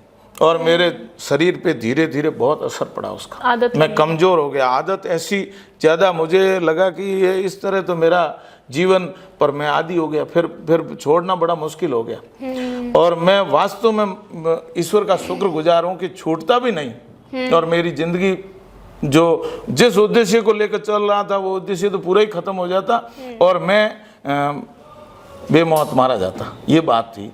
लेकिन एक ऐसी घटना हुई मेरे जीवन में, मेरे चचेरे अंकल जी थे, उनकी, वो भी अफीम के आदी थे, तो वो भी अफीम के आदी थे। उनका एक बार ऐसा स्वास्थ्य खराब हुआ, बहुत ज़्यादा बेहोश हो गए, हम लेके जोधपुर आए, जोधपुर मथुरादास अस्पताल में वो कोमा में रहे 72 घंटे तक लगातार नशे की वजह से। और फिर डॉक्टरों ने उनके फेफड़ों में पूरा वो अफीम जमा हो रखा था। बीड़ी भी वो बहुत पीते थे, बीड़ी होती है हमारे उधर एक बीड़ी, वहाँ बीड़ी और अफीम वो उनके ज़्यादा होने से पूरे फेफड़े जाम हो गए थे। फिर उन्होंने यहाँ नली लगा करके, उस समय मैं पास में था, मैं पास में था, और वो पूरा 5 लीटर उन्होंने वो निकाला। इतना मतलब ये जो अभी आपको ये कप दिख रहा है, ये काला काला, ये रंग ऐसे काले रंग का वो कचरा पूरा जमा हुआ नशे का, वो बीड़ी का निकाला। और मेरे आपको वो दिन याद आता है ना मैडम, मुझे मेरे रोंगटे खड़े हो जाते हैं आज भी कि हे भगवान, ये हाल एक दिन मेरा भी होना है। अभी भी आप थोड़ा, हाँ, मैं बोलने में भी नहीं, मेरे को बहुत मतलब ऐसी हालत हुई मेरी, मैं वहाँ खड़ा नहीं रह पाया, थोड़ा दूर जाके बैठा, फिर सोचा कि हरी एक दिन तेरा भी यही हाल होना है और बेमौत मारा जाएगा। फिर वो ईश्वर की दया से अंकल जी तो 10 साल और जी बच गए। उस समय वो ठीक हो गए। वो निकाला, डॉक्टरों ने कहा था कि आपके फेफड़े कमज़ोर तो बहुत हो गए, लेकिन यदि आप नियमित दवाइयाँ लेंगे तो ठीक हो जाएंगे, चलेंगे। और फिर उन्होंने नशा भी उन्होंने भी बिल्कुल कम कर दिया और बीड़ी लगभग काफ़ी कम कर दी। मैंने उस दिन से अफीम को छोड़ दिया, 8 मार्च 2012 में छोड़ा। और अफीम नहीं छोड़ा, नशे नाम की चीज से ही मुझे नफरत हो गई। कोई भी प्रकार का, मैं गुटखा, बीड़ी, सिगरेट, शराब, किसी भी प्रकार का, और अभी ये नए नए पता नहीं कैसे नशे आए हैं, इसमें कर एमडी, मेरे को नाम लेने में भी बड़ी यूँ शर्म आती है कि कैसे नशे हैं लोग इनको। अब ये चीज़ मैं मतलब इतना नज़दीक से मैंने इसको देखा और महसूस किया है कि नशा इतना खराब है, इतना खराब है। और वो छोड़ने के बाद में अब 14 साल हो गए। 14 साल में मैं जैसे 20 साल का जवान होता है वैसा हो गया। हाँ, 6-7 महीने मुझे इतनी परेशानी हुई छोड़ने में, मतलब छोड़ने में, छोड़ तो मैंने दिया और ना मैंने कोई दवाई ली, लेकिन मेरे शरीर में एक मतलब % की श्रद्धा नहीं रही, उठने की, बैठने की। जैसे सोया रहूं, सोऊं तो हाथ ऐसे होते हैं, पांव ऐसे होते हैं, मतलब यूं वो ताने आती हैं, हमारे तान कहते हैं, तान उसको, वो ऐसी, क्योंकि वो आदत, हाँ आदत उसकी, वो लत लगी हुई थी, वो नसों में पूरा जाम था। तो वो अब ऐसा बुरा हाल हुआ, 6 महीने तक ना तो सो पाया रात को, ऐसी मतलब एक बार शुरू में तो 8 दिन मुझे 1 मिनट भी नींद नहीं, 8 दिन और रात लगातार, और मैं पागल जैसे हो गया। इतना मतलब इस नशे का असर होता है। तो मैं युवाओं से ये कहना चाहता हूँ कि आप इस नशे नाम का जो ये बहुत बड़ा जीवन में कलंक कह दो, या हमारे जीवन की एक सबसे बड़ी यदि बीमारी कोई है तो नशा है, जिसको अपन स्वयं आगे बढ़ के ले रहे हैं। बीमारी से लोग तो दूर रहना चाहते हैं और नशे रूपी बीमारी को हम स्वयं चला के ले रहे हैं। ये कितनी बड़ी, अब मेरे जैसे मैं संगत में हुआ, ऐसे ही अभी जो बच्चे हैं वो संगत की वजह से हो रहे हैं। लेकिन उनको मैं ये आपके इस खटके मंच से ये कहना चाह रहा हूं कि कैसे भी हो आप नशे से बचो। काम कम करोगे चलेगा, पैसा कम कमाओगे चलेगा, लेकिन यदि हमारा जीवन स्वस्थ है, शरीर स्वस्थ है, तो सब कुछ, नहीं तो कुछ भी नहीं है। नशे से दूर रहें, ये मेरी सभी से आपके माध्यम से अपील है कि युवाओं इस नशे से दूर रहो। नशे अलगा रह गया तो थारे भगवान हाथ ही हुक है, एन नशो जे करियो तो मेरी जगी हालत हुई बा थोड़ी हुएला। और मारे तो ऊपर वालों को और माँ बाप को और भाई लोगों की दुआ ही, बाबा रामसा पीर की कृपा ही जो को छूट गयो। और नशो बहुत खराब है, बहुत खराब है। यूँ बस अंदरो बिल्कुल आप घी, दूध, देसी गायों का घी है, दूध है, हमारे वहाँ खूब गायें हैं, भैंसें हैं, खूब रखते हैं। तो उन पहले लोग घी दूध खाते थे। मैं अभी आज है ना, उस समय मैं मतलब नशा करता था, उस समय ऐसे कई दिन गए होंगे महीने में जो मैं पूरे दिन 24 घंटे मैंने खाना खाया ही नहीं, खाने की इच्छा ही नहीं होती। वो नशा और फिर चलो नशा और चाय पी लो और कुछ नहीं तो अब मैं सुबह घर से निकलता हूँ ना, तो मैडम और वो देसी वो है राबड़ी, राबड़ी होती है वो जानते हो? तो राबड़ी और बढ़िया चूर, दूध या कभी दही लौरो, कभी दूध लौरो, दूध दही मो बढ़िया गरम रोटी भी हम क्या है कि सुबह गरम नहीं करते हैं, अच्छा, रात को जो करके रखते हैं बाजरे की रोटी हुए, बाजरे की रोटी न वो चूरन, मेरी श्रीमती जी लान चूरन दे और बैठन जी मन एड़ो त्रिपत होन जो सोमरो पाछो आऊं जे तक हिलको ही कोई देसी खाने की हाँ, बस मतलब देसी खाने की ताकत है कि मैं 55 साल में भी मुझे आप चाहे किसी भी काम में, और ये खेल होते हैं ना, मतलब इनमें भी मैं, अच्छा, एक वीडियो मैंने देखा, वो आप ही थे जो इतने एक्साइटेड हाँ, कर रहे थे, वो वीडियो भी हम दिखाएंगे। बिल्कुल मैडम, वो वीडियो बनाया किसने वो तो मुझे पता नहीं, मैं तो मेरी मस्ती में था, मेरी टीम को जीतने का। और मैं शारीरिक शिक्षक तो हूँ नहीं, मैं हूँ तो मेरे अलग विषय का, लेकिन खेलों में मेरा शुरू से बहुत लगाव रहा है, जुड़ाव रहा है। और मैं खुद राज्य स्तर का खिलाड़ी रहा हूँ, कबड्डी का। अच्छा। हाँ बिल्कुल, और मेरे जमाने में कबड्डी में बहुत कबड्डी में स्टेट लेवल तक मैं पहुंचा था। और अब एथलेटिक्स में भी मेरी बहुत बड़ी रुचि है, ये है ना, ऊंची कूद, लंबी कूद, ये गोला भाला तस्तरी, इनमें मैं बहुत मतलब बच्चों को आज भी जहाँ भी मैं रहा हूँ ना, मेरे विद्यालय के बच्चों को कम से कम मतलब आप मानोगे नहीं, राज्य स्तर पे पहुंचे हैं 60-70 बच्चे तो राज्य स्तर। हाँ, और 100 से ज़्यादा जिला स्तर पे भी सिलेक्टेड और प्रथम और द्वितीय पोजीशन प्राप्त की है। कबड्डी में या किसी और? कबड्डी और ये दूसरा जो खेल मैं कह रहा हूँ ना, एथलेटिक्स, इन एथलेटिक्स में और कबड्डी में।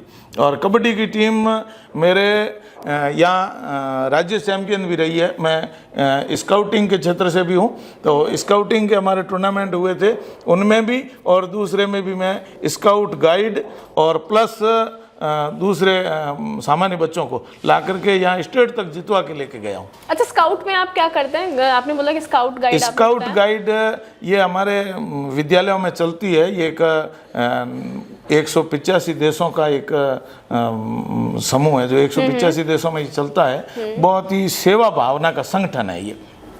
और इस संगठन में मैं 5वीं में पढ़ता था ना, उस समय से ही जुड़ गया था। तो मैं खुद स्काउट का रहा, तो मुझे स्काउट से लगाव था। और अध्यापक बनने के बाद में मैं जिस भी विद्यालय में रहता हूँ स्काउट की गतिविधि चलाता हूँ। स्काउट और गाइड दोनों विंग चलती है उसमें, लड़के लड़कियाँ, और उनको इसमें मतलब क्या है, बहुत अच्छा संस्कार सीखने को मिलते हैं। जैसे पशु पक्षियों की सेवा है, मानव सेवा है, अनुशासन है, अपने कर्तव्य के प्रति निष्ठा है, देश प्रेम की भावना, ये सारी चीज़ें उसमें जुड़ी हुई है। तो मेरे दोनों उद्देश्य हल हो जाते हैं। एक तो बच्चे भी खुश हो जाते हैं, भाई उनको जहाँ कहीं भी ले जा, ट्रेनिंग होती है, प्रशिक्षण होता है, कैंप होते हैं, और कैंपों में भी देसी वहीं खाना बनाना, वहीं रहना, ऐसा सब होता है। 5 दिन 7 दिन के लिए रुकते हैं, करते हैं, और बच्चों में अच्छे संस्कार भी आ जाएं, ये सारी चीज़ें इसलिए ये करते रहते हैं। तो ये मतलब कहीं ना कहीं आप उसके फिजिकल टीचर नहीं है, लेकिन आप एक्टिव रहते हैं। फिजिकल वाला मैं ये कह रहा था। तो फिर वो वीडियो तो बना लिया किसी ने। हाँ, मैं कबड्डी की फिर से हाँ कबड्डी की टीम में लेके गया था, तो उसमें वीडियो किसी ने बना लिया और मुझे पता ही नहीं चला। फिर मेरा तो फोन ही बंद था, मैं आ गया घर। टीम हमारी जीत गई थी, टीम जिला स्तर पे भी जीती थी, वहाँ ब्लॉक पे भी वो उस समय वो वीडियो बना था, और फिर जिला में भी मेरी टीम जीत गई थी।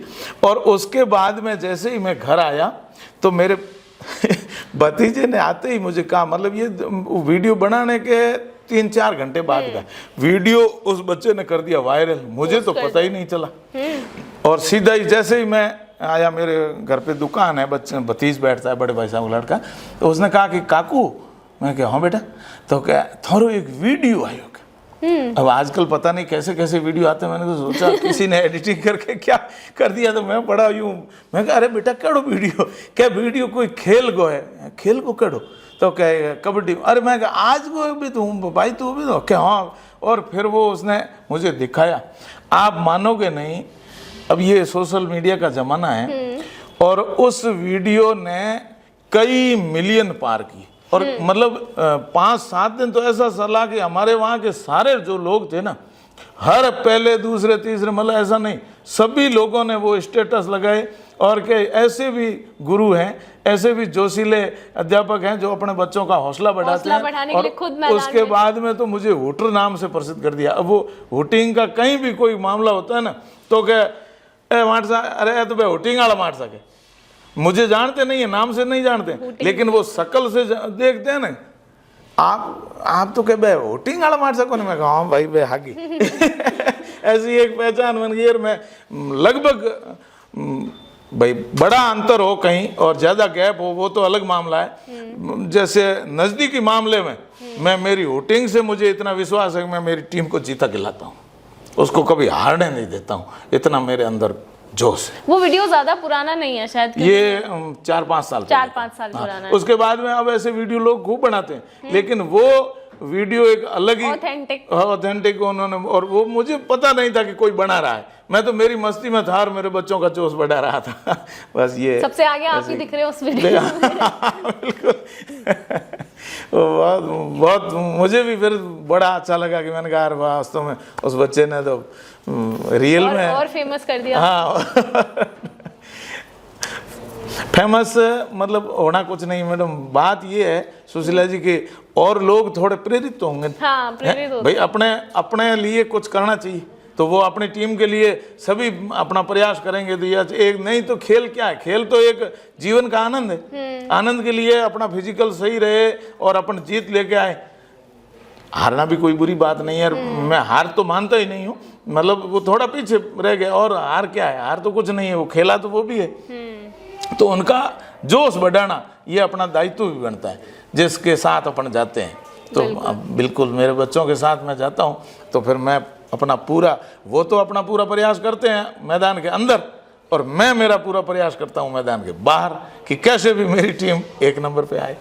बहुत बढ़िया सर, बहुत अच्छी बात बोली आप। सर पश्चिमी राजस्थान में जब आप शिक्षा के क्षेत्र में इतना आगे बढ़ के आपने काम किया, आप खुद एक टीचर है, लेकिन आप ये बात हम सभी कहीं ना कहीं मानते हैं कि राजस्थान के जो कई पश्चिमी क्षेत्र हैं वहाँ पे लड़कियों की शिक्षा को उतना महत्व नहीं दिया जाता है। हाँ। उसके बारे में आपको क्या लगता है और आपने क्या लगता है कि किया जाना चाहिए? हाँ, लड़कियों की शिक्षा के बारे में विशेष रूप से हमारे पश्चिमी राजस्थान में थोड़ा लड़कियों को पढ़ाने के बारे में लोगों को जन जागरूकता भी कम थी, और कुछ पुरानी ऐसी मान्यताएं भी जिनसे कि अब बेटी पराया धन है, ये इसको दूसरा घर संभालना है, पढ़ा के क्या करेंगे, ये चीज़ें पहले थी। जब हम पढ़ते थे ना तो उस समय तो हमारे कक्षा में तो क्या पूरी विद्यालय में भी कोई लड़की हमारे साथ नहीं पढ़ती थी, ये बात थी। आज क्या है कि उस चीज़ में बहुत बड़ा आपने कहा था कि आपके स्कूल में और क्लास में एक भी लड़की नहीं थी। जब हम ये मैं 1983-84 की बात कर रहा हूँ, 82-83 की, उस समय एक भी लड़की नहीं थी हमारे विद्यालय में नहीं थी, कक्षा में थी। और आज बहुत अंतर आया है। अब जैसे धीरे धीरे लोगों की सोच भी बदली, लोगों ने पढ़ाई के महत्व को भी समझा, और ये भी समझा कि भाई जब लड़की पढ़ी लिखी होगी ना तो पहले तो ये था कि लड़की पराया धन है, आज ये है कि लड़की 2 घर संभालती। लड़की अपने माता पिता के घर में भी पढ़ी लिखी होगी तो अच्छा करेगी, आगे जाकर के अपने ससुराल में भी अच्छा करेगी। तो लड़की को पढ़ाना तो और ज़्यादा ज़रूरी है, लड़कों से भी ज़्यादा ज़रूरी है। वैसे मतलब अभी वो उस बात में सुधार तो हुआ है, लेकिन फिर भी अभी भी कहीं न कहीं ऊपर शिक्षा में जाकर के शुरू में तो पढ़ा देते हैं, लेकिन बाद में और थोड़ा क्या है कि घर के कामों में भी मतलब उसको उलझा देते हैं कि भाई पढ़ने में समय कम देते हैं, तो वो थोड़ी पिछड़ जाती है, और फिर हमें इसको ज़्यादा जानकारी नहीं, ऐसा कर करके वो बंद करवा दें। जबकि ये नहीं होना चाहिए, बच्चों के बराबर उनको समय देना चाहिए।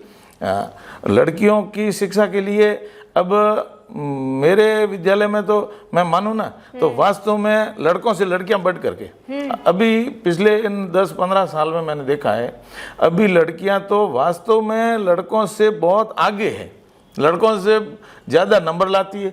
खेल कूद के क्षेत्र में कहो, सांस्कृतिक क्षेत्र में कहो, अनुशासन में, हर प्रकार से वो लड़कों से बढ़ के कर रही है। और देखो आज तो भारत हमारा गणतंत्र है ना, इसमें देश के सर्वोच्च पद जो राष्ट्रपति है उन पे भी महिला है, देश के और बड़े बड़े पदों पे महिलाएं, अंतरिक्ष के क्षेत्र में कहीं भी देखो अब लड़कियां किसी से पीछे नहीं है। तो फिर लड़कियों के साथ ये जो भेदभाव है ना, ये नहीं होना चाहिए, मेरी राय ये है। और मैं सभी राजस्थान के और विशेषकर हमारे पश्चिमी राजस्थान के मेरे गांव जिले की बात करूं तो वहाँ के लोगों से ये मेरा निवेदन है कि अपनी लड़कियों को अवश्य ही पढ़ाएं और उनको पूरा पढ़ाई करे तब तक पढ़ने देना चाहिए। ये नहीं कि भाई 12वीं करा दी 10वीं करा दी, ये नहीं। जो जिस भी क्षेत्र में वो जाना चाहती है उसकी रुचि के अनुसार उसको पढ़ने देना चाहिए। और बहुत ही अच्छा मेरे विद्यालय में तो वास्तव में है ना, लड़कियां मतलब मुझे इतनी खुशी होती है कि वो लड़कों से बढ़ करके ऐसा। और सबको सुधार हुआ है, बहुत सुधार हुआ है। आगे भी ये निरंतर जारी रहना चाहिए, ऐसे नहीं कि अब बात खत्म, नहीं, अभी तो शुरुआत ही हुई। तो इससे आगे लड़के और लड़कियों को बराबर मौके मिलने चाहिए ताकि वो अपने देश के विकास में अच्छी तरह से भागीदारी, और समाज में पढ़ी लिखी होगी तो वो घर को हर प्रकार से, गृहस्थी को भी अच्छे से संभाल पाएगी, अपना व्यापार रोजगार हर काम में वो पूरा परिवार का सहयोग भी करेगी। और अपने बच्चों को सबसे बढ़िया ये पढ़ी लिखी लड़की को जो होगी ना, वो अपने बच्चों को अच्छे संस्कार शुरू से देगी। क्योंकि अब व्यक्ति विशेष क्या है कि घर में कम रहते हैं, समय भी कम दे पाते हैं, और लड़के लड़कियों का सबसे ज्यादा संपर्क माँ के साथ रहता है। तो यदि पढ़ी लिखी होगी ना लड़की, हाँ, तो वो अपने बच्चों को अच्छे संस्कार शुरू से देगी, जिससे हमारा आने वाला भारत का भविष्य वो अच्छा होगा। सर, पुरस्कार की बात हमने की थी कि कल ही आपको सम्मानित किया गया 26 जनवरी को। अब तक आपने हेल्थ के क्षेत्र में भी, शिक्षा में भी और बाकी भी सामाजिक कार्य, क्या क्या आपको प्रोत्साहन मिली है प्रशासन के द्वारा या वैसे? बिल्कुल, प्रशासन ने अपनी ओर से भी पुरस्कार दिए हैं, और इसके सिवाय और भी पुरस्कार मुझे, जैसे मेरे शिक्षा के क्षेत्र की पहले बात कर लूँ और फिर समाज सेवा की बात। शिक्षा के क्षेत्र में मुझे उत्कृष्ट शिक्षक का सम्मान ब्लॉक पे मिला है और जिले पे भी मिला है। और पूर्व मुख्यमंत्री अशोक जी गहलोत 5 सितंबर को शिक्षक दिवस पे मुझे जयपुर में भी 6-7 साल शिक्षक दिवस के दिन आपको, हाँ, शिक्षक दिवस पे मुझे मुख्यमंत्री द्वारा सम्मानित किया गया। और स्काउट के क्षेत्र में भी मैंने मेरे अच्छे काम को देखते हुए, हमारी जिला स्टेट की रैली थी, उसमें मुझे अशोक जी गहलोत ने सम्मानित भी किया था। मुझे बड़ा खुशी का अनुभव हुआ। और उसके साथ में ये दूसरे सम्मानों की बात करूं ना, तो पर्यावरण के क्षेत्र में मैंने जो अच्छा काम किया है, ये पेड़ पौधे लगाना और पेड़ पौधों का संरक्षण करना, और जितना कर सकता हूँ उतना लोगों में जन जागरूकता के लिए बच्चों को और सबको कहता रहता हूँ। तो उससे मुझे पर्यावरण मित्र पुरस्कार भी मिला है।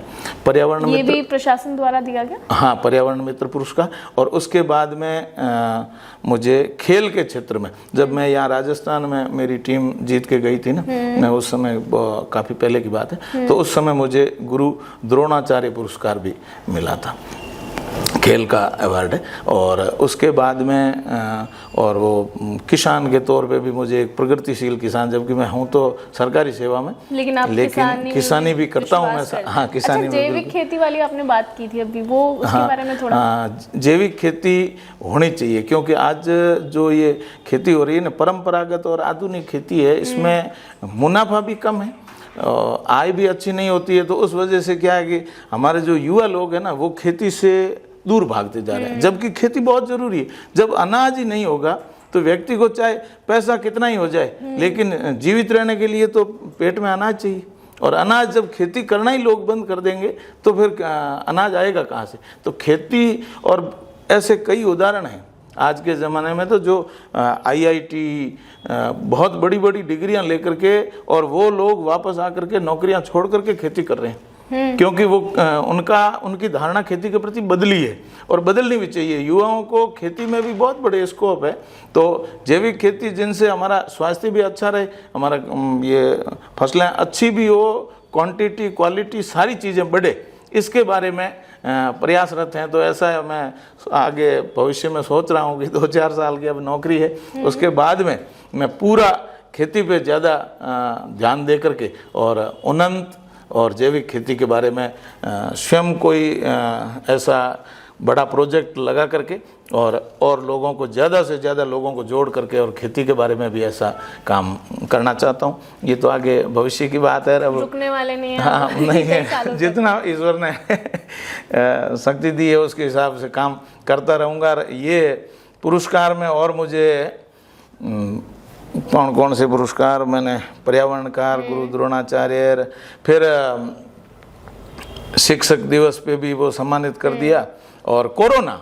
हाँ। और ये एक कोरोना एक ऐसा आया था, वास्तव में मनुष्य को ये हुआ कि मौत भी कोई चीज़ है, नहीं तो लोग क्या है, किसी से डरना, किसी का कुछ भी कर देना, ये सब करते। उस समय लोगों को ऐसा लगा कि वास्तव में मनुष्य के काम आता है। ये चीज़ें उस समय पता चली, ऐसा माहौल बन गया, ऐसा सारे लोग अपने घरों में कैद हो गए थे। और कोई इतने उदाहरण थे कि डेड बॉडी थी, उनके परिवार वाले उसको लेने को तैयार नहीं थे कि इतना डर था। उस वक्त हमारे देश के यशस्वी प्रधानमंत्री मोदी जी ने टीका बनाने का निर्णय लिया, अपना स्वदेशी भारत का टीका। वैसे आमतौर पे टीके दूसरे देशों से मंगवाते हैं, यदि ऐसा होता तो भारत जैसे विशाल देश में ये स्थिति कंट्रोल भी नहीं होती। तो उन्होंने टीका बनाने का जो निर्णय लिया, उस टीके का परीक्षण के लिए उस समय बात चली तो कि टीका आप किसके लगाएं, तो लोग तो इतने लोगों में डर था कि अरे हाँ ये टीका परीक्षण किस पे करें, परीक्षण करेंगे तो अपन मर जाएंगे, ये हो जाएंगे। तो मैंने आगे बढ़ करके मुख्यमंत्री जी के नाम मैंने शपथ पत्र दिया कि भाई टीका परीक्षण के लिए मैं तैयार हूं और मेरे देह दान की मैं घोषणा करता हूं। ये मैंने उस समय, ये अभी कोरोना के समय कि भाई मैं देह दान के लिए तैयार हूँ। मेरे परिवार वालों को भी मैंने सहमत कर लिया था। बाकी एक बार थोड़ी पहले पत्नी तो डर गई थी, हाँ कि वो, क्योंकि उस समय वो भय का बहुत बड़ा माहौल था, मतलब डर आप हो गणो, ऐसे डर में क्या है कि सभी डर जाते हैं। तो फिर मैंने वो, खैर हालांकि टीके की परीक्षण की ज़रूरत नहीं पड़ी, मेरे नहीं लगा टीका। और फिर जो टीके लगे वो मैंने सबसे आगे बढ़ के, टीका भी नहीं लगवाते थे हमारे मेरे साथ ऐसे कर्मचारी थे जो सरकार ने कहा था कि टीके लगवाने पड़ेंगे तो वो झूठा सर्टिफिकेट लगवाते कि हाँ मैंने लगवा लिया, जबकि लगवाते नहीं थे। इतना टीके लगवाने से डर रहे थे लोग। तो उस कोरोना काल में मैंने जो छोटे छोटे ऐसे गरीब परिवार थे जिनकी तो रोजी रोटी बंद हो गई, कईयों के तो चलो संपन्न घरों में तो अनाज वगैरह पहले से इकट्ठा किया होता, लेकिन वो लोग जो आज कमाया और आज दिन खाया फिर कल कमाया, ऐसे परिवार भी बहुत हैं। तो उन लोगों के वास्तव में ऐसा संकट आया कि दूसरी चीजें तो गई, खाने को नहीं था। तो बहुत मतलब कहना भी नहीं चाहिए, लेकिन वास्तव के अंदर कई लोगों के साथ मिलके, और भी मेरे साथ लोग थे, और हमने जितना हो सकता है उन परिवारों के लिए अनाज की, खाने की, कपड़े की सारी व्यवस्थाएं की। और वो सारा फिर सरकार की तरफ से भी जो हमें दायित्व दिया गया था वो निभाया। उस वजह से हमारे जिला कलेक्टर महोदय ने मुझे कोरोना अवार्ड से सम्मानित किया। मेरे लिए बहुत बड़ी खुशी की बात थी। ऐसे कई अवार्ड है, अब नाम गिनाऊं तो कम से कम 60-70 अवार्ड अभी तक मुझे मिल चुके हैं। हाँ बिल्कुल। और मैं अवार्ड कोई बड़ी बात नहीं मानता हूँ, ये तो चलो एक वो सम्मान के लिए करते हैं। बात ये है कि हम कुछ करें, बस हमारे को करना है, मिले नहीं मिले ये अलग बात है। हाँ इनकी बात की बात है, अपने को ज़्यादा से ज़्यादा समाज के लिए, देश के लिए कुछ करना चाहिए। भगवान ने मनुष्य शरीर जो दिया है ना, ये परहित के काम आए। अपने लिए तो कौन नहीं जीता, अपने लिए तो सभी जीते, अपने परिवार के लिए सभी जीते। लेकिन मेरी ये धारणा है कि यदि अपन दूसरों के लिए इस जगत में करनी ऐसी कर चलो, जगह से पर रहो, हम रो, मतलब हम हंसते हंसते जाएं और दुनिया रोए हमारे जाने के बाद। यदि ऐसा कोई काम करके जाएं तो हमारा मनुष्य जीवन सार्थक है, नहीं तो मनुष्य जीवन कुछ भी नहीं है। अच्छा, एक अभी हम बात कर रहे थे जब आप अपने नाती के बारे में बता रहे थे, वो क्या कहानी है? क्योंकि अपने आप में चमत्कार सा लगता है। वो वास्तव में चमत्कार हुआ। और मैं ये मानता हूँ कि मेरी जो ये मैं जितनी मेरे से हो सकती है ना सेवा के काम करता हूँ ना, मैंने लोगों के दुख में जितना मेरे से हुआ उतना किया। तो उसका चमत्कार क्या है, मेरी बिटिया है, वो खुद सरकारी टीचर है, अध्यापक है। उसके बेटा था 3 साल का और एकदम अचानक उसको कैंसर हो गया। तान आई, हम लेके अस्पताल गए और वहाँ डॉक्टरों ने घोषित कर दिया कि दिमाग में बहुत बड़ी गांठ है, ट्यूमर है। हाँ। और फिर हम अहमदाबाद गए, वहाँ ऑपरेशन करवाया। लगभग सब लोगों ने कह दिया कि 3 साल का बच्चा है, कैंसर है 2nd ग्रेड का, और ये अब ठीक होना नहीं है, क्यों घूम रहे हो। लेकिन मैंने ऊपर वाले पे भरोसा रखा। मैंने कहा, हे भगवान, यदि किसी का अच्छा आप करते हो तो हमारा भी अच्छा करना। हमने किसी का बुरा किया नहीं। और आप इस मेरी बिटिया वास्तव में बहुत टूट गई थी मैडम। सुशीला जी, आप मानोगे नहीं, उसका नौकरी करने का, जीने का है ना, वो मतलब यूं मन नहीं था कि मैं क्या करूं, मेरा एक ही बच्चा है, भगवान ने ये। और आप मानोगे नहीं, 3.5 साल लगातार उसके 72 कीमो लगे। कैंसर का इस बीमारी का मुझे काफ़ी अच्छा, क्योंकि मैं दूसरे मरीजों के साथ जाता रहता हूँ और अच्छे डॉक्टर कहाँ हैं, फिर उनका क्या क्या प्लान रहता है, किस हिसाब से चलना है। उस बीमारी में हमें बिल्कुल भी लापरवाही नहीं करनी होती है, तो वो हमने नहीं की। और भगवान की उन सब की दुआओं से, जिन लोगों ने मतलब मेरे प्रति अच्छी भावना थी, मैंने कहीं न कहीं उनका मेरे सेवा जो उसका फल भगवान ने मुझे दिया। और आज मेरा बच्चा वो दोहिता, नाती 7 साल की उम्र में एकदम स्वस्थ है। 3 जांच हो गई उसकी 6 महीने की, MRI वगैरह, और उसमें डॉक्टरों ने घोषित कर दिया कि अब बिल्कुल कैंसर का असर नहीं है, एकदम स्वस्थ है और वापस विद्यालय जाना शुरू हो गया। ये सीधा बाबा रामदेव जी का और ईश्वर और इन सब लोगों की दुआओं का प्रताप है। तो मुझे ये महसूस हो रहा है कि भगवान यदि अपन अच्छा करेंगे तो कहीं ना कहीं अच्छा होगा। तो ये चमत्कार ही था। बिल्कुल ये चमत्कार ही है मैडम। नहीं तो पहले कैंसर का नाम सुनते ही व्यक्ति तो ये हो जाता है कि हाँ बस बात गई, जबकि और सेकंड स्टेज पे था। और इतना छोटा बच्चा, उसके लिए ले जाना लाना, उसको संभालना कितना मुश्किल रहता। बड़े को तो कह के रोक सकते हैं, छोटा बच्चा जिद भी कर लेता है, लेकिन उसको सद्बुद्धि दी भगवान ने कि वो हम उसको लेके गए और प्रॉपर इलाज लिया और वो एकदम ठीक हुआ। तो कैंसर को भी हराया जा सकता है और दुआओं से और दवाओं से। दोनों इसमें दोनों चीजें काम आती है। दवा भी आती है और दुआ भी आती है। आपकी कहानी हमने सुन ली है, बहुत कुछ लाइक सुनने के लिए और जानने और वैसे हमारा जो मैं शिक्षक हूँ, तो शिक्षक के नाते एक ये भी कह दूँ, मैं कई कर्मचारी संगठनों से भी जुड़ा हुआ हूँ। मैं कर्मचारी हूँ। कर्मचारी सरकार की रीढ़ भी होती है, पर कर्मचारी हितों का भी ध्यान रखना सरकार की जिम्मेदारी होती है। तो कर्मचारियों के लिए मैं कर्मचारी संगठन राजस्थान कर्मचारी महासंघ से जुड़ा हुआ हूँ। प्लस कई हमारे कर्मचारी शिक्षकों के संगठन है अलग से, शिक्षक संघ शेखावात, शिक्षक संघ राष्ट्रीय और वरिष्ठ शिक्षक संघ रेष्टा। मैं उनसे प्रदेश जिले की मुझे जिम्मेदारियां दायित्व भी दे रखा है, उनको अच्छी तरह से निभा रहा हूँ। सरकार से भी मांग भी करते हैं हमारे कर्मचारी हितों की और कर्मचारियों की पैरवी के लिए वो भी।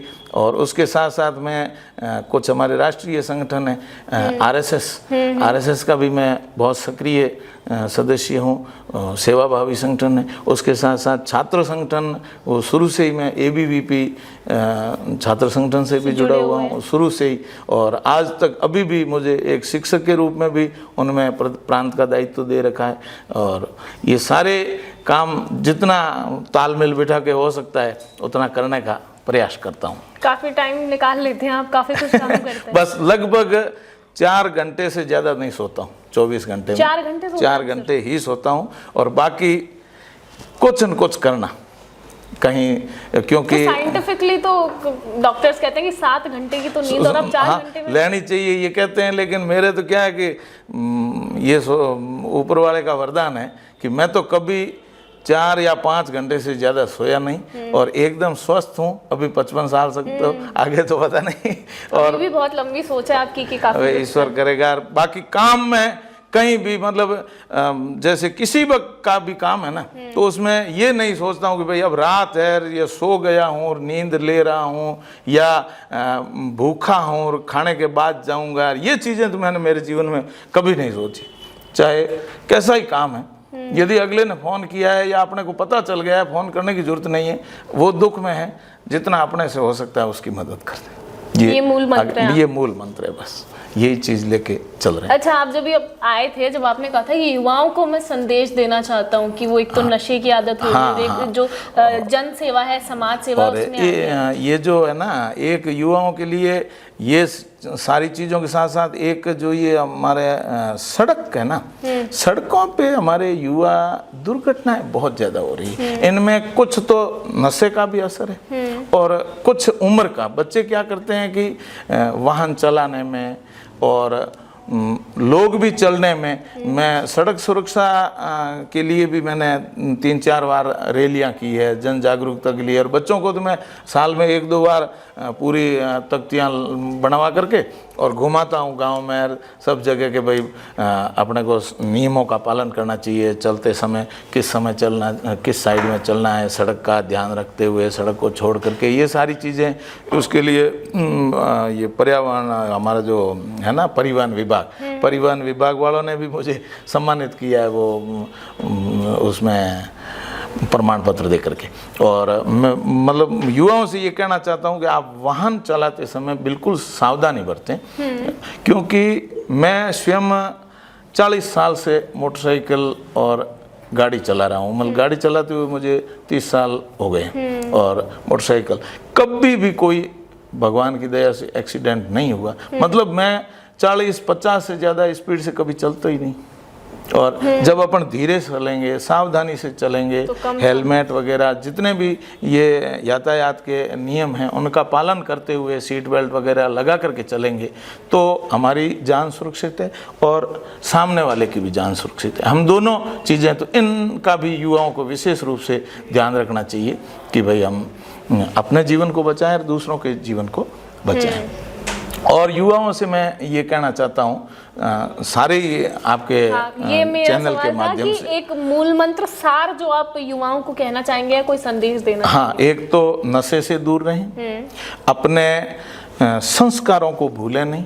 हमारी जो पहनावा है, हमारे रीति रिवाज हैं, हमारे समय में मैडम आप चाहे डर मानो, डर कम, मैं तो उनको संस्कार मानता हूँ, लेकिन लोग उस समय के अपने दादा के पास, हमारी उम्र में जब हम छोटे थे ना, तो दादा के पास नहीं बैठते थे, इतने मतलब डरते नहीं, सम्मान था। अब लोग तो कहते हैं कि वो डर डर डर क्या, अपने परिवार से काहे का डर, कोई डर वाली बात नहीं थी, लेकिन सम्मान था कि भाई अपने दादाजी बैठे हैं तो अपन उनके बराबर चारपाई पे क्यों बैठ जाएं। जैसे मैं सोफे पे क्यों बैठ, सोफे तो नहीं था लेकिन जो भी बैठने का, हाँ चारपाई थी, तो उनमें वो संस्कार हमारे जो पुराने आज भी जीवित हमें रखने चाहिए।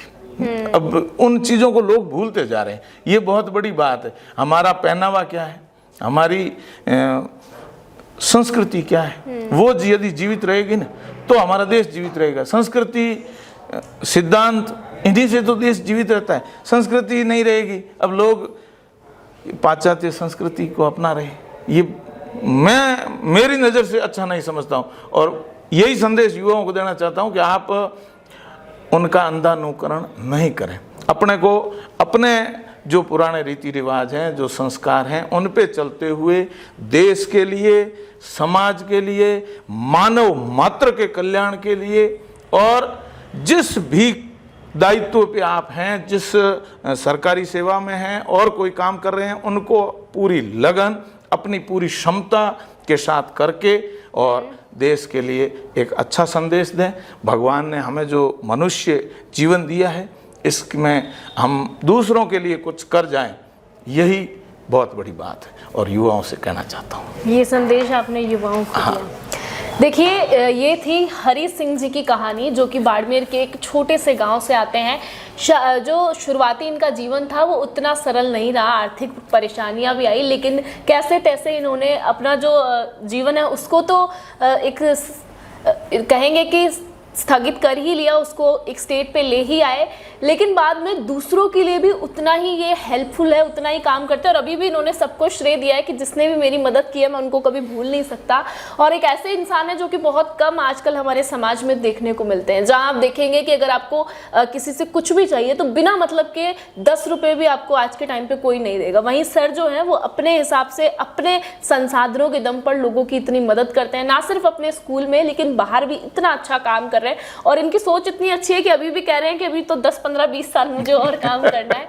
तो उम्मीद करेंगे कि इनकी कहानी से आप सबसे बड़ा उद्देश्य इनका आने का यही है कि युवा जो है वो सीख ले, और जो हम कहते भी हैं, और आपने भी कहा कि वसुदेव कुटुंबकम, पूरे संसार को अपना परिवार समझे, और सिर्फ अपने हित की नहीं दूसरों के हित की भी आप सराहना करें, उसके बारे में भी सोचो और उसी को लेकर काम करें। यही इनका संदेश है। और मैं उम्मीद करूंगी कि ये कहानी जो पर्सनली मुझे बहुत अच्छी लगी है, मैं बहुत आपसे प्रेरित हुई हूँ, बहुत ज्यादा मुझे अच्छा लग रहा है कि हमने आज इतनी बातचीत की, और यही उम्मीद करूंगी कि आप भी इनकी जीवन से जो इन्होंने काम किए उससे प्रेरणा लेंगे, और कहीं ना कहीं अगर इनका 10% भी हम अपने आप में ला दें तो वो भी अपने आप में बड़ी अचीवमेंट है। मेरे लिए भी आपको बहुत बहुत धन्यवाद। और आपने कह ही दिया, मैं भी यही सोच रहा था कि कोई भी मेरी बात सारे लोग ग्रहण नहीं करेंगे, लेकिन यदि 10% भी ग्रहण कर लेंगे ना तो मैं मेरे अपने आप को धन्य मानूंगा, मेरा जीवन सफल हो जाएगा। आपके चैनल को, आप सबको